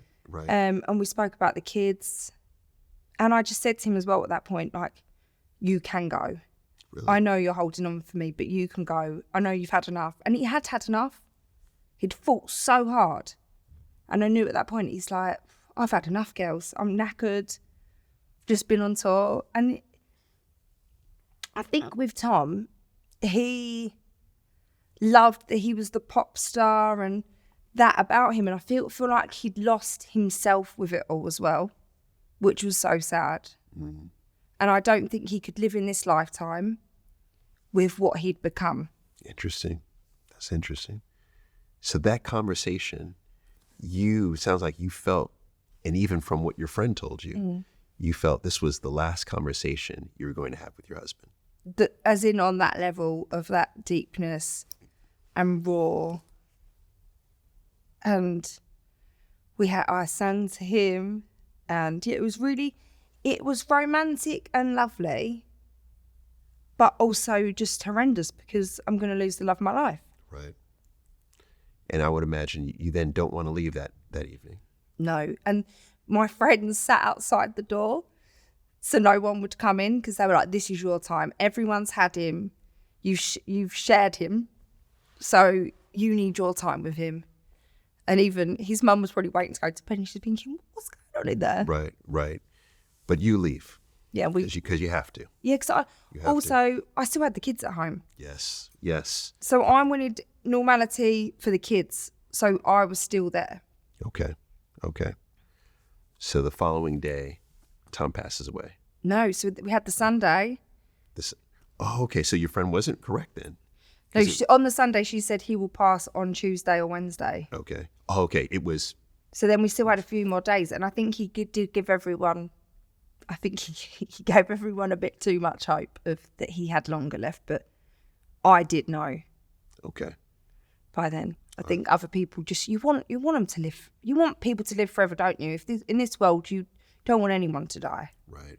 You don't. I have a friend going through a similar situation, and what he was saying is so it's a parent.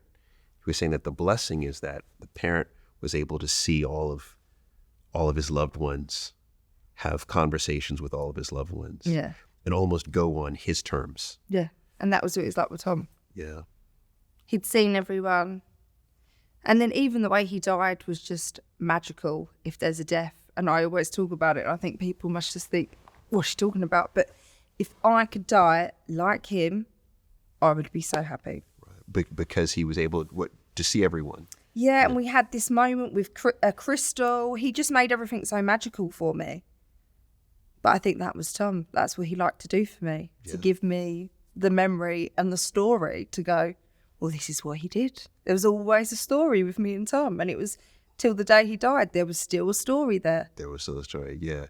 Amazing. An amazing, human being, creative, brilliant, funny, but most importantly, great dad, great husband, great son, So Tom passes. I would imagine at this point, because you had said already it was a dream life. It was a dream relationship. And now it's like the dream is shattered. I'm guessing, but you tell me if I'm wrong here, is that your focus then becomes the children. It becomes, how am I going to put my energy into them? And I see this often with widows in particular, not widowers, but widows. And I shouldn't say not widowers, because this happens with widowers, but I think to a greater degree with widows, where the focus becomes, all right, I'm now going to take care of this gift that I did share with my spouse, which are the children. So does that become the focus for you? They become the focus. Well, I think they were our focus anyway, but it was where me and Tom had been together so long, and we may not have had the children for a long time together, I knew what he wanted for our children and what life he wanted them to have. So now for me, I'm trying to fulfill the life that Tom wanted our children to have. But, financially, I was left with nothing at that point. Literally, his treatment cost a lot of money. Yes. And I would spend that money all over again and be at the point where I was. But that's why I had to go back to work. And I am a workaholic. But I think for me, when Tom was sick, like I could have literally, like someone was like, you are literally owning a company and you are the CEO of that company and you are running everything, Kelsey. You could do this. I think because I'd had that, I want that somewhere else. Where can I find that again? Okay. So I guess it's for my own career and bringing money in for the kids. Okay, fair. So you're thinking, okay, I have to provide for these children, right? And the house, because we did buy the house and there's a mortgage on the house. Yes. All right. Because Tom, obviously, up until that point, he went to the hospice. Tom would not have bought a house and left me with what he left me with if he didn't think he was going to survive. It was always he was going to be okay. Okay. All right. I see it. So you have to work, right? You're thinking about career. You're thinking about these children. Yep. And then clearly yourself. Or are you not thinking about self? Because when I say self, are you thinking about self-care? Are you thinking about... What even is that? Yeah, but really, are you, because you've just gone through an incredibly traumatic experience that many people would have therapy, counseling, right? I'm assuming you did none of those things because you have to focus on work. Yep. And it was, what can I do? I'll share it with everyone. I'm doing a lived experience. I've shared so much. Let's do a TV show. Okay. So I started filming a 6-part TV show for ITVB, Life After Tom, and it was my journey of how I'm coping with grief. Fair. That's fair. And in that, you're able to share, right, with everyone. Yeah. You're able to, I would assume that's therapy in itself because you're able to share. And then also, let's keep it 100. It's also some income as well to keep the lights on in the house. And it's also a way to keep Tom's, I think, name and his spirit alive, right? So you film the series. At what point do you ever consider the idea of I'm going to be in a relationship with someone else? I didn't, but I am a people person. Even me and Tom being together for 13 years, Tom was quite happy in Tom's own space, own skin. Me, I love people. I love being around people. I'd go off and Tom had a tracker of me. He'd find me wherever I was. Okay. So if it was out for lunch with my family, doing something, I'm always doing something. I'm always with people. So I really struggled not having my best friend there. Yeah. It was awful. And also the kids are babies. They go to bed at like 6 o'clock. Yes. And okay, this is fair. And the reason why I'm even drilling at this is because, in a second, I want to get to social media criticism of you. Because what I find interesting is that you've gone through this terrible experience and the public is on your side, is on Tom's side, right? And Tom passes away, and I would imagine that the public is still on your side. Yeah. They're rooting for you. They're rooting for your motherhood. They're rooting for the raising of your children. But it feels like the moment that there's the possibility that you are now going to entertain a relationship with anyone else, there's a change in public perception, correct? Yep. Okay. Now, before we even get to that, let's spend a second on what it's like being a widow. Because I've heard you talk about this, I've seen you write about this, and from your perspective, most of the world has no idea of what it's like to be a widow, especially a young widow, because you're only 32 at this time. At that time. Yeah. It's just awful. Losing the love of your life. Like Tom was the love of my life, the father of my children. To be on my own was horrendous. You wouldn't wish it upon anyone. The lived experience I've had is just off the scale, I think, at the age of 32 to go, you've been through all that. Yeah, it was crazy. Do you feel as if widows are viewed differently than a widower? Okay, how so? Oh, I just think for women, you've got to be on your own.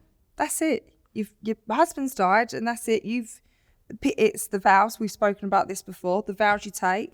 But for a man, it's like, oh, but he needed someone.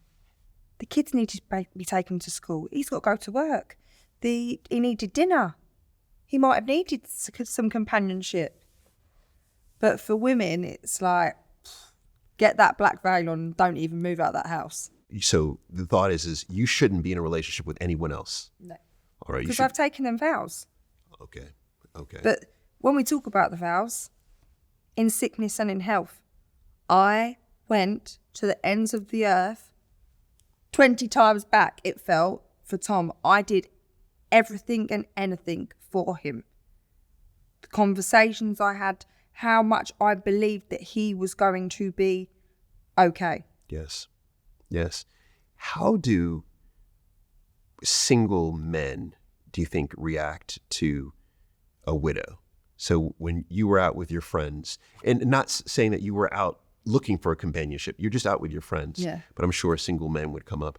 What's the reaction to a widow versus maybe a friend that's single and not a widow? I speak about this. It's so hard when you rely on the village, then to say, okay, I'm working, can you look after the kids? Oh, I want a night out, can you look after the kids?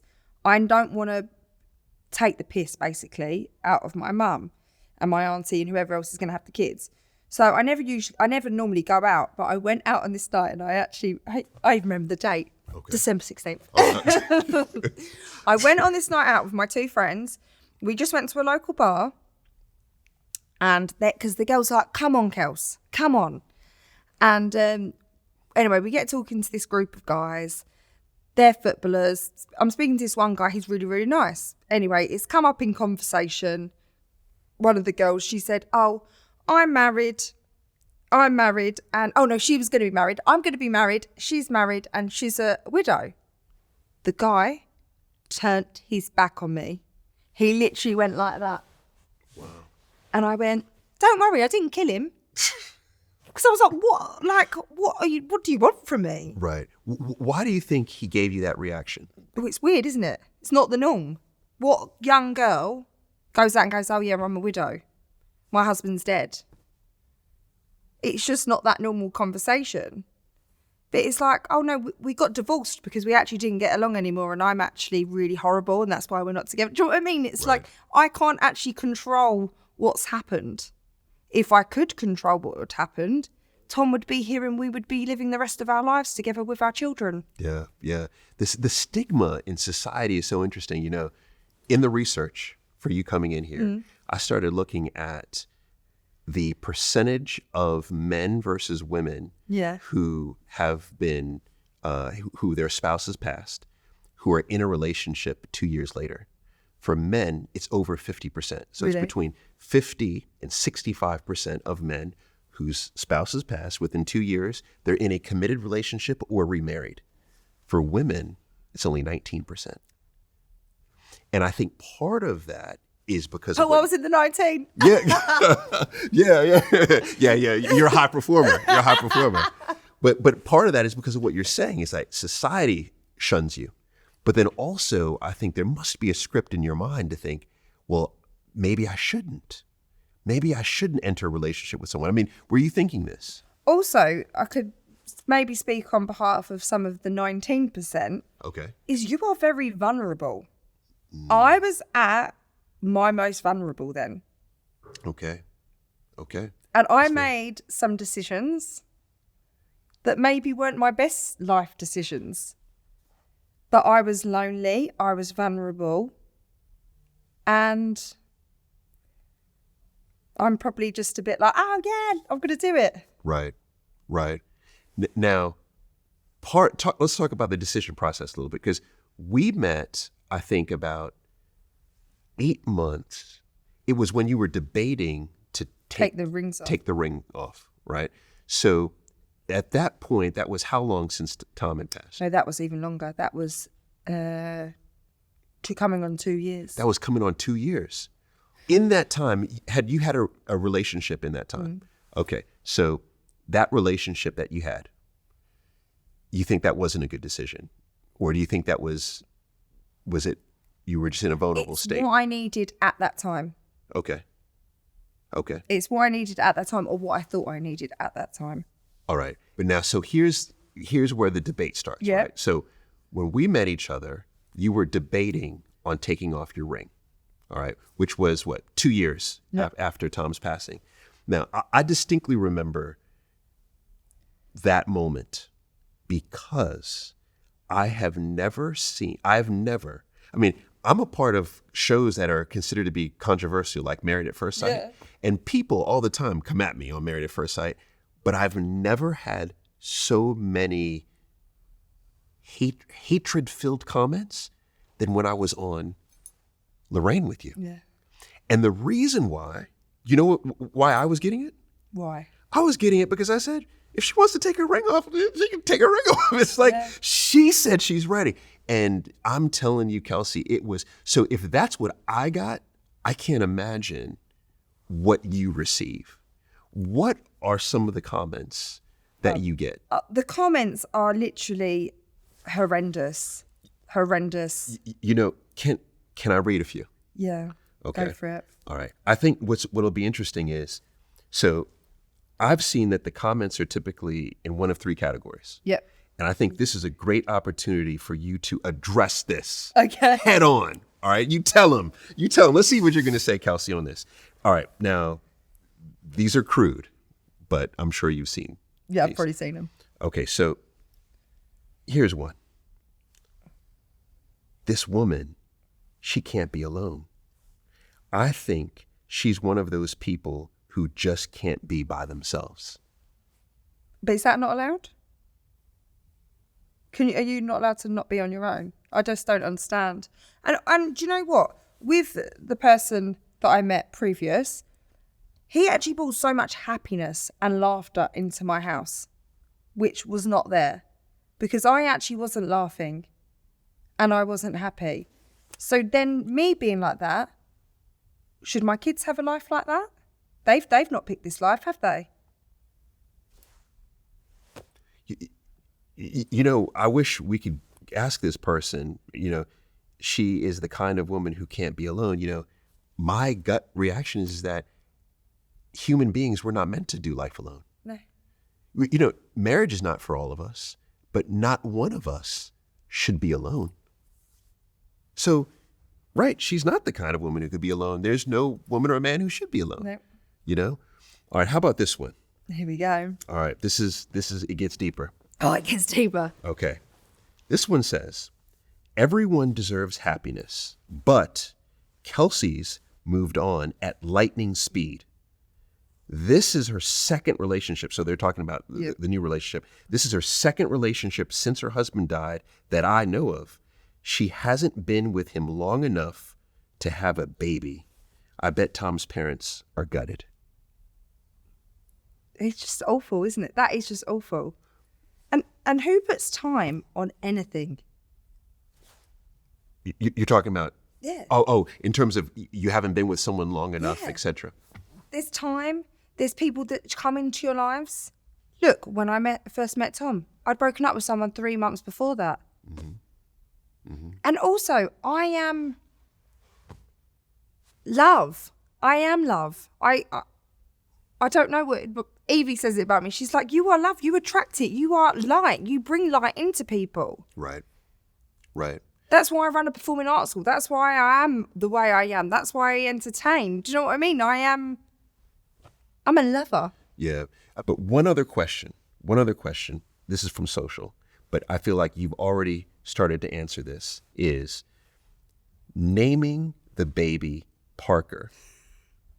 So this is naming your new baby Parker will give her more material to milk Tom further for money. She moved on from Tom as soon as she got with that other bloke, just a couple of months after his funeral. It won't be for any sentimental reasons, as this woman is driven by attention and money. What do you say about that? You are sick. I don't know. Where do you live? Like, I have 2 children that are Tom's. Do you want me to segregate them from my life? And also, that comment that they're talking about, we were asked on the OK shoot, Aurelia was asked what she would like her little baby brother and sister to be called. For a girl, she likes Violet from The Incredibles. For a boy, she likes Parker. I don't know. She's 5 years old. She believes that unicorns are real. Do you know what I mean? Yes. She's 5 years old. She probably deep down, maybe she's been here before. Maybe she feels like she wants us all to have the same last name. Because you know what? That hurt me growing up. That all of us kids, we had 3 different surnames between us.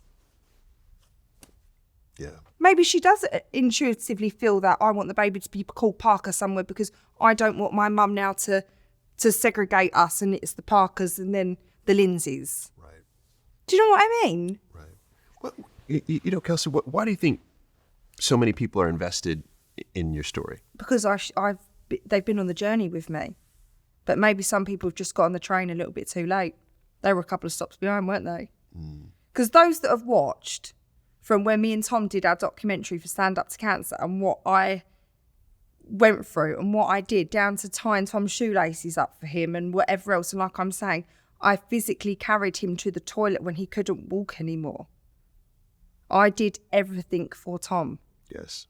If you've been on that journey with me, you would not begrudge me having a little bit of happiness, because that's all I actually deserve. Happiness and joy. Yes. All right. Well, let's talk about the person who I believe has brought happiness and joy into your life. So at what point do you meet Will?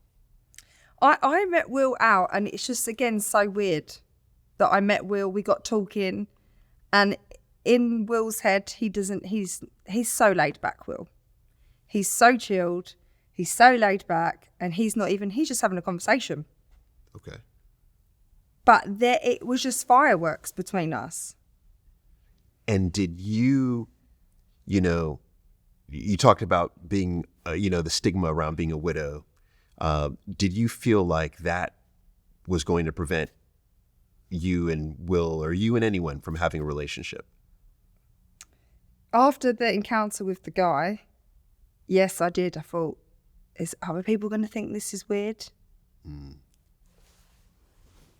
Because obviously my previous relationship, he actually knew everything. I didn't have to explain anything to him. He knew who Tom was. He knew the sitch. Whereas Will, he had no clue. Interesting. Of any of it. Interesting. Okay. Will is a tree surgeon. Yes. What the hell is that? What is that? He's very outdoorsy. He cuts down trees and trims bushes. I know, he'd be so offended. He'd be so offended, wouldn't he? Oh my God. It's actually the second most dangerous job to do. Is it really? Yeah. Is it? That's what he tells me.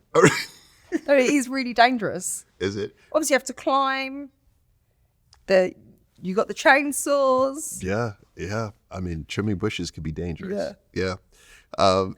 Paul, don't make it scream now. But I'm not making it really. You told me he trims bushes. That's what you said he does. I'm just saying what you said. So all right. So but you know what's interesting? Now I've seen trees, I've seen them. Yeah. I didn't realize that was their title, tree surgeons. Okay. It's a big job. Someone's got to do it. Yeah, got yourself a surgeon. All right.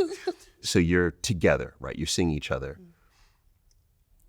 Is there a point where you're starting to think about, because I recall what you said, and you just talked about it with your daughter, and you talked about it now, or you talked about it earlier, where you thought, I don't want a blended family. You know, you said that especially when you got with Tom initially, I don't want to have a blended family. But as you become deeper intertwined with Will, are you beginning to think, oh my goodness, I could potentially have a blended family here? Yeah, without a doubt, with Will, I knew straight away. You knew it? Yeah. So it was another one where you knew he was the one. Yeah. And what was it? What was it about Will? Just Will. I just say it's Will's world. Will just lives in this lovely bubble that we'd all like to go to. He doesn't look at any of that. He doesn't see it. He doesn't have social media. He doesn't fill himself with any of that. You knew right away he was the right one for you. At what point did you find out you were pregnant? Well, we fell pregnant quite quickly. We've fallen pregnant quite quickly. Okay.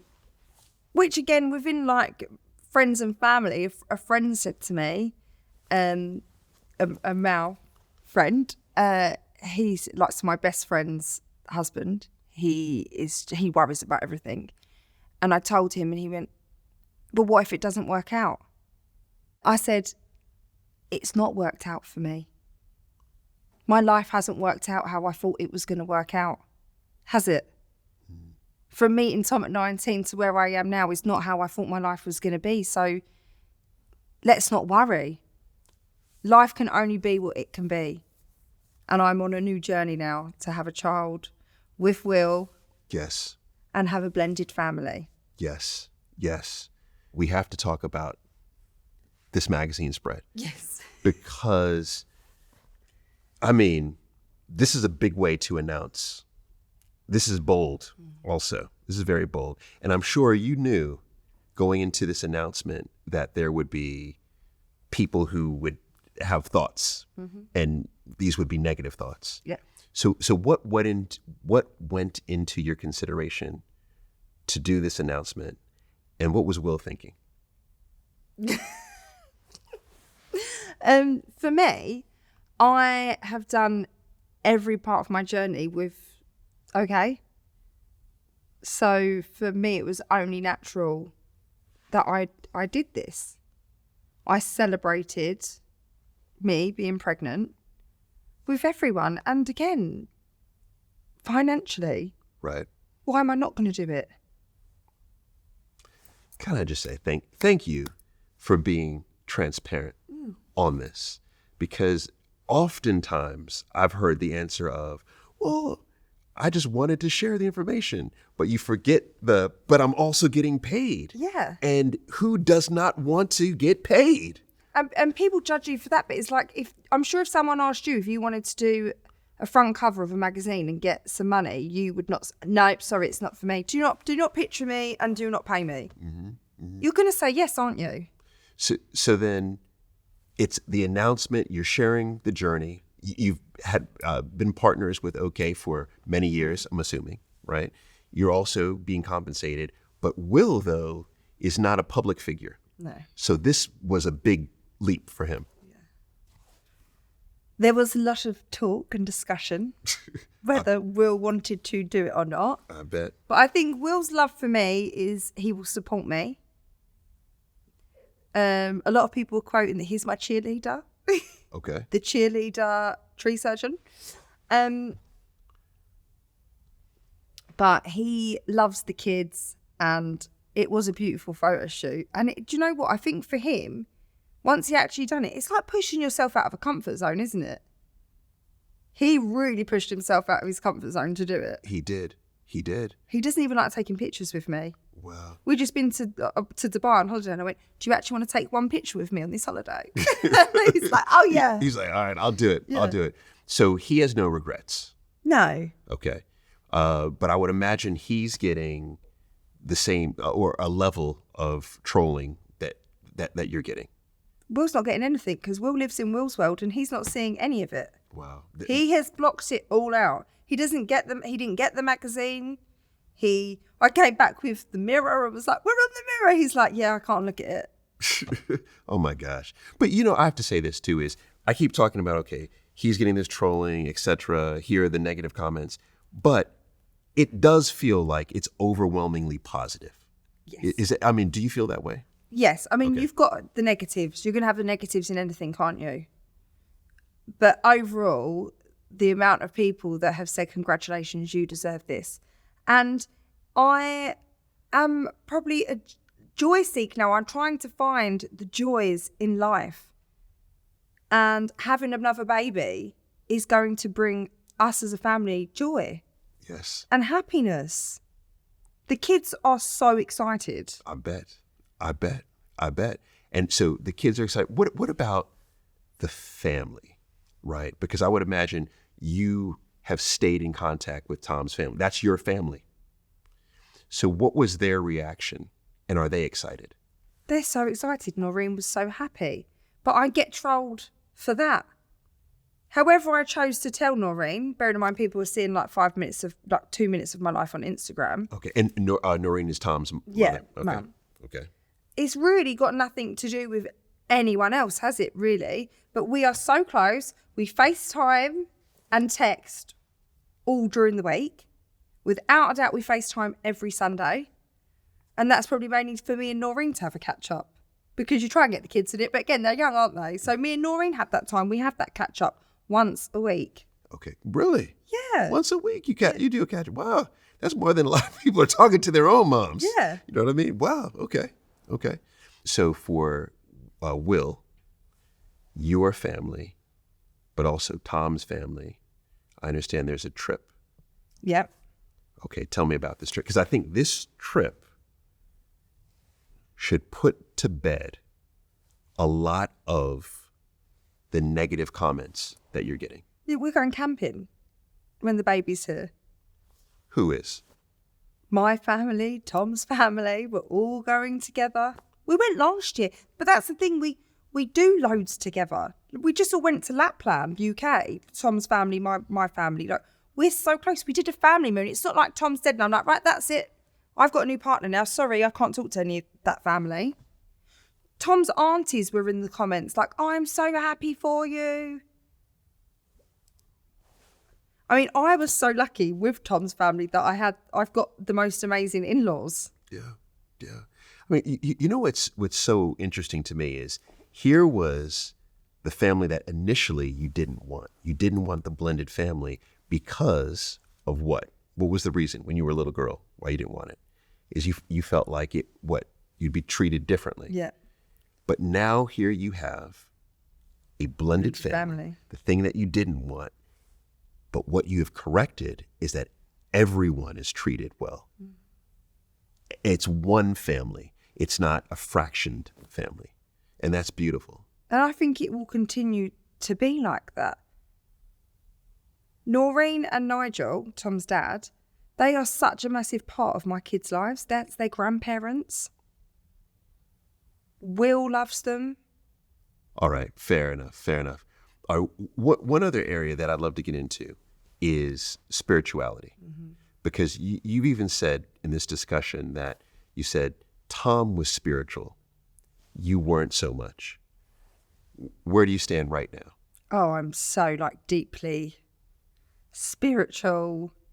I get signs. Okay. And what does spirituality mean to you? I'm so happy that I found it. And Tom's mum's really spiritual too. So even with positive energy, it was Noreen that taught me it, and the law of attraction. Okay. This is when I was a little girl. Obviously 19-year-old me.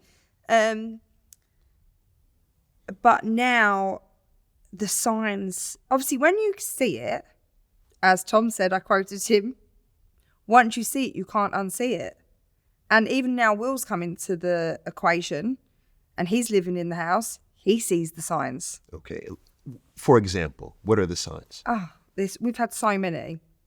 So, and I think he's shown me, last week, he did 3 different signs because I'd actually seen a psychic before the OK magazine came out. So I saw it on Friday, and she said to me, he is worried with how this is going to be perceived. He's worried about you because he loves you. And he doesn't like anyone being horrible about me. Tom would hate it. If Tom was alive now when people were saying this stuff, he would have replied to every single comment and had an argument because he just would not have been able to cope with that.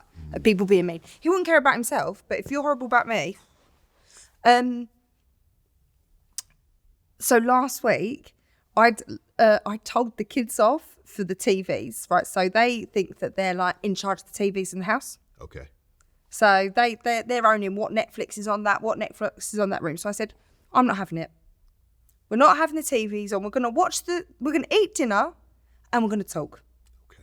And then when we do decide to watch something, me and Will be deciding what's going on the TV because you're 5 and 4 and you're not dictating to me. Right.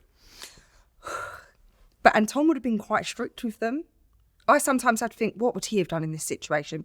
So anyway, we've all gone to bed. At 3:30 in the morning, the TV comes on in the downstairs, the lounge, full blast, and it's a game show. At 3:30 in the morning. So we've woken up. Will's like, one of the kids downstairs watching TV. I'm like, no, it's Tom. But my brain automatically goes there. How's the TV switching on at 3:30 in the morning? Right. So this is a topic that I'm completely, utterly fascinated by because I was at a point in my life where I was like, this is complete nonsense. But I've graduated, or should I say I've evolved to a place where I have many people in my life that I highly respect. Yeah. Who believe with all of their being that there are various signs. And when I begin to talk with them, I realize that there's correlation between these signs. There's correlation between what they're identifying, what they're recognizing in these signs, and it's one of those where I just want to learn more. Like I want to see this, I want to see it. And you have to ask for it. How so? You have to just actually ask. Whatever you want to be told or the sign you want, ask for it, but believe in it and it will come. I asked Tom a question. And I said, if this answer's true, do the car alarm. Car alarm was going off at like 2:00 in the morning. This is when I was like on my own. No Will, no one. And I asked him a question. And that's also, I just feel that he's with me all the time. And I'm judged for that. But I feel him. I feel him with whatever I'm doing. And I think I get a sense of how he's feeling about situations. Yes. But you're judged because I would imagine, and I know I was at that point in the past where people just say, oh, she's on one. Yeah. Yeah. But you, in your heart, you feel completely differently. And this is where to that place of, you said you just have to ask for it, is maybe that's what I need to, that's what I need to do. To get the sign. Yeah. What you want. Yeah, is just ask for it. So then Will, I'm curious, Will sees these signs as well. So he must be spiritual. Yeah. Okay. So Will lost his dad. Will's dad died. So that's why Will was probably so understanding. He lost his dad at 21. And his dad actually, I don't know if to put this in or not, his dad actually saved his life. He could hear his dad and he came back from something he was doing. Maybe he wasn't a tree surgeon at this point. He was doing something and his dad shouted out his name and he wasn't electrocuted by his dad shouting his name. And this is when we first met. We was actually telling each other these stories. So obviously I'm like, okay, he's not going to think I'm mental with my stories. Right. We're on the same page. I see it. So you've both gone through trauma. Do you feel like you have bonded through the trauma? Oh, I feel like we haven't. With me and Will, it's like there's no conversation that goes on, but we don't deeply talk about what we've been through. If I feel like I'm in a talking mood, Will sits there and he listens to everything I've got to say. If I want to talk about Tom. And you can just feel that he wants to learn more about Tom. Yeah, which is a very mature perspective, because the one challenge that I think I have around how Western society mostly deals with death is just don't talk about it. Box it up. Exactly. So if this person has passed, don't even bring up their name. People feel awkward. Well, that's what, when he first died, people would cross the road not to talk to me. And even now people go, they don't know what to say. And I can feel that they don't know what to say. So then I feel really awkward because I'm like, you're not going to make me awkward talking about Tom. Right. And so what would you like people to say? I'm like, let's just talk about Tom. Whatever you want to talk about, let's talk about. Because you'll never offend me. Yeah. I agree. It's one of those where I feel incredibly sad because, like in Mexico, they have the Day of the Dead, right? Mm. And it is this acknowledgement of those who have passed, right? So we're acknowledging them. Yeah. Whereas in all of these other countries, the UK, the US is very similar. It's like, let's not even talk about it. And let's not talk about them, but let's not talk about the grief around it. And that's why I think so many people do look to me now. I've sort of become the face of grief, widows, loss, because I do openly talk about it. And I will say to people, I'm having a shit day. But now that I've got good news, and if I talk about a sad day, if I come out and say, do you know what? I did Paul's podcast. We spoke about Tom. It was really hard. What do you mean it was hard for you? You're happy. You've got a new life. You've got a... But nothing is boxed. We would love to box it and put it away, but I'm not going to do that. I'm going to talk about Tom. And, someone said to me, you learn to live around your grief. It doesn't get any bigger. It doesn't get any smaller. Time is not a healer. You're just... Because people say that, don't they? They do. It's interesting. So you learn to live around it. Live around your grief. We're living around it. Small things. I've got parents' evening tomorrow. I would love for Tom to come to parents' evening with me. To know that I'm doing the right thing. Because I've made a massive decision. I've actually put the children into private school. I'm paying for their education because Tom wanted them to go to private school. So I feel like I'm fulfilling what he wanted with the children. And I've got to go to parents' evening on my own. Right. No. So there's reminders. Yes, I may be pregnant. Yes, I may be in a new relationship. I've still lost my children's father. Right.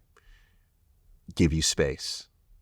But I think more importantly, respect. That seems to be the missing piece.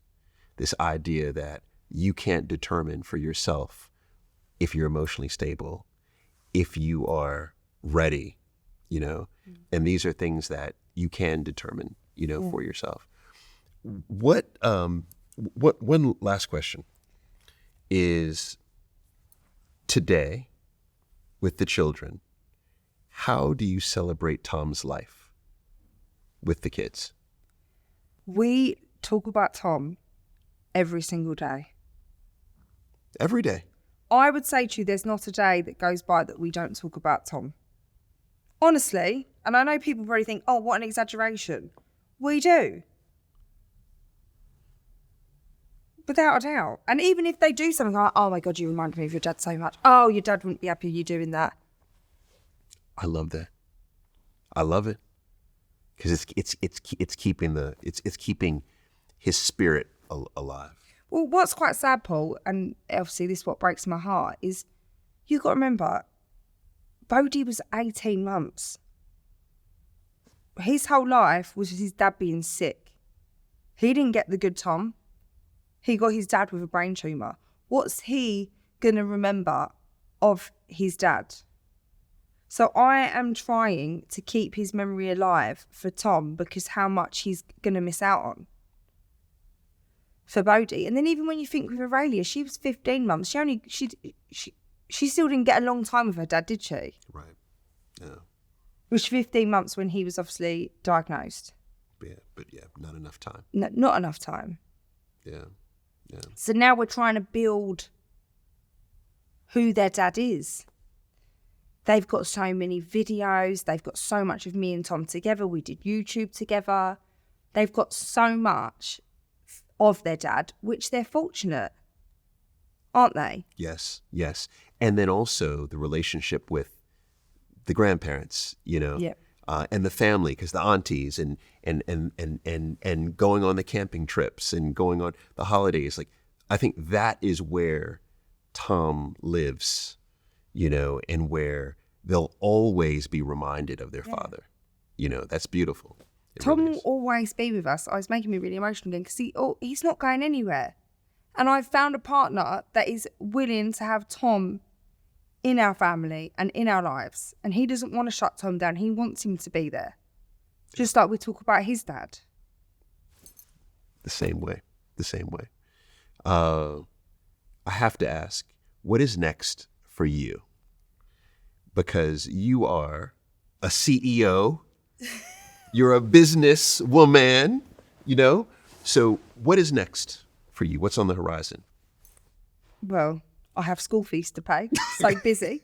All right, you want school fees to be paid? I hear that.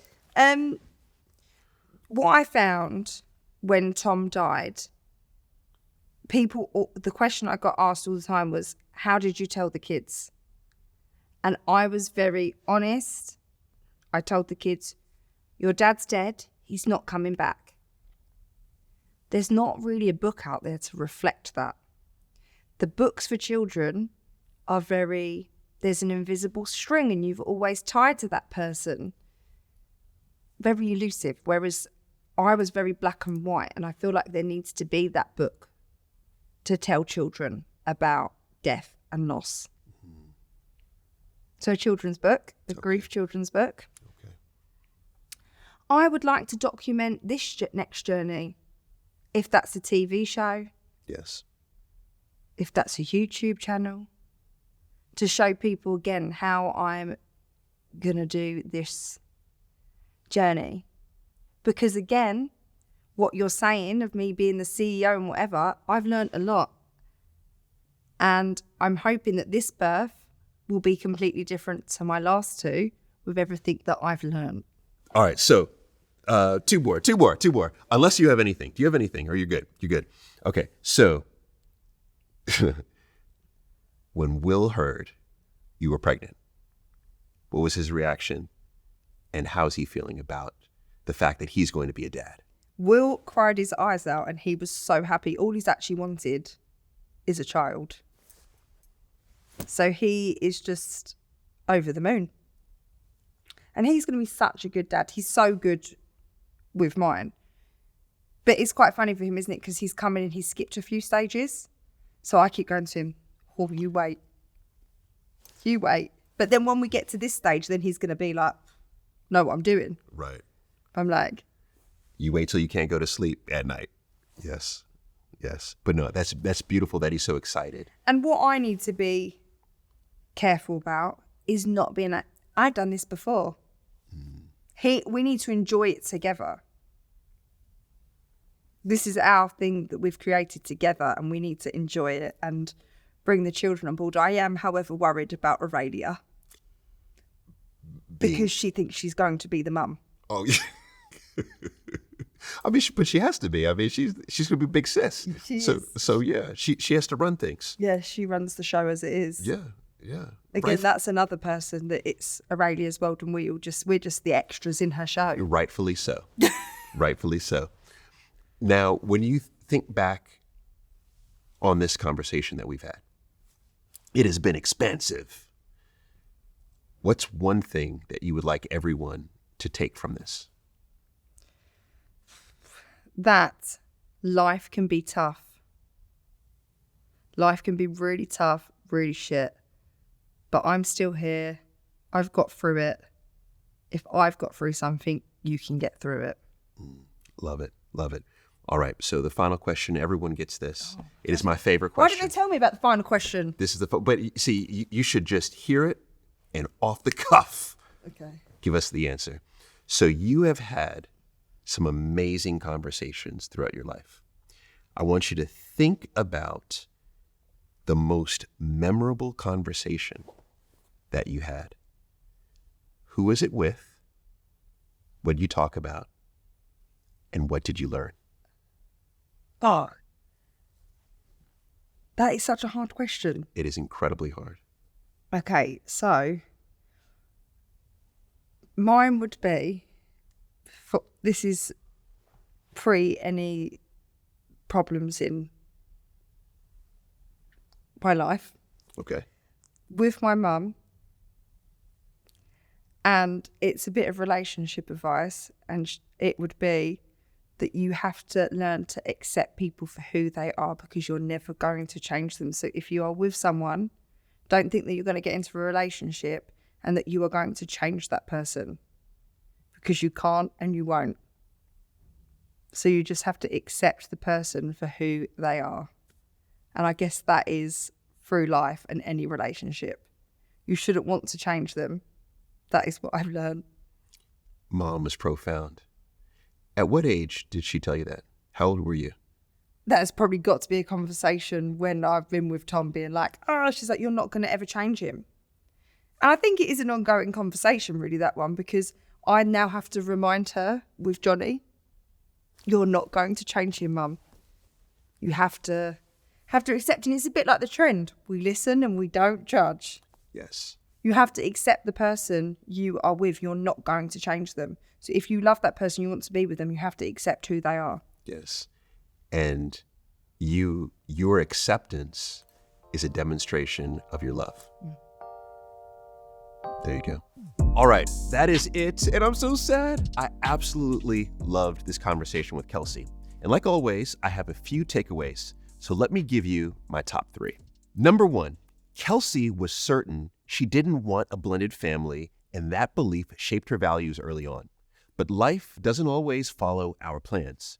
Now, she finds herself navigating exactly what she never imagined. It's a powerful reminder that growth often happens in the spaces we least expect. The things we resist the most can end up being the things that change us the most. And number 2, after Tom's passing, Kelsey felt alone. Loneliness is real, and no one should be penalized for seeking companionship. Now, she has admitted that it was initially too early and that she wasn't ready. We should allow people the space to figure things out without shame or judgment. And what I want you to do is take a look at our first community episode where I speak to Heather on the exact same topic. And number 3, Kelsey's honesty about finances is so refreshing. She straight up said she did OK Magazine and the documentary because she needed the money. And here's what I respect about that. Most people in the public eye would never admit that. But Kelsey did. And that kind of transparency is rare, and she should be celebrated for that.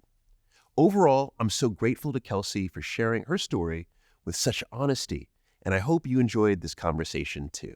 Thanks for being here, and I'll see you next week. Can you believe that 80% of relationships end in heartbreak or dissatisfaction? Do you want to know why? Because of the myths we believe about love. So much of what we've been taught is wrong. Like, true love means never feeling attracted to someone else. Myth. You should never keep secrets from your partner. Myth. And the big one, never go to bed angry. Another myth. That's why I wrote Keep Love, to debunk 21 of the biggest myths and replace them with actionable truths that actually help. If you're ready to stop believing the myths and start building a love that lasts, Keep Love will show you how to get there. This is where it starts. Get your copy now from the link below.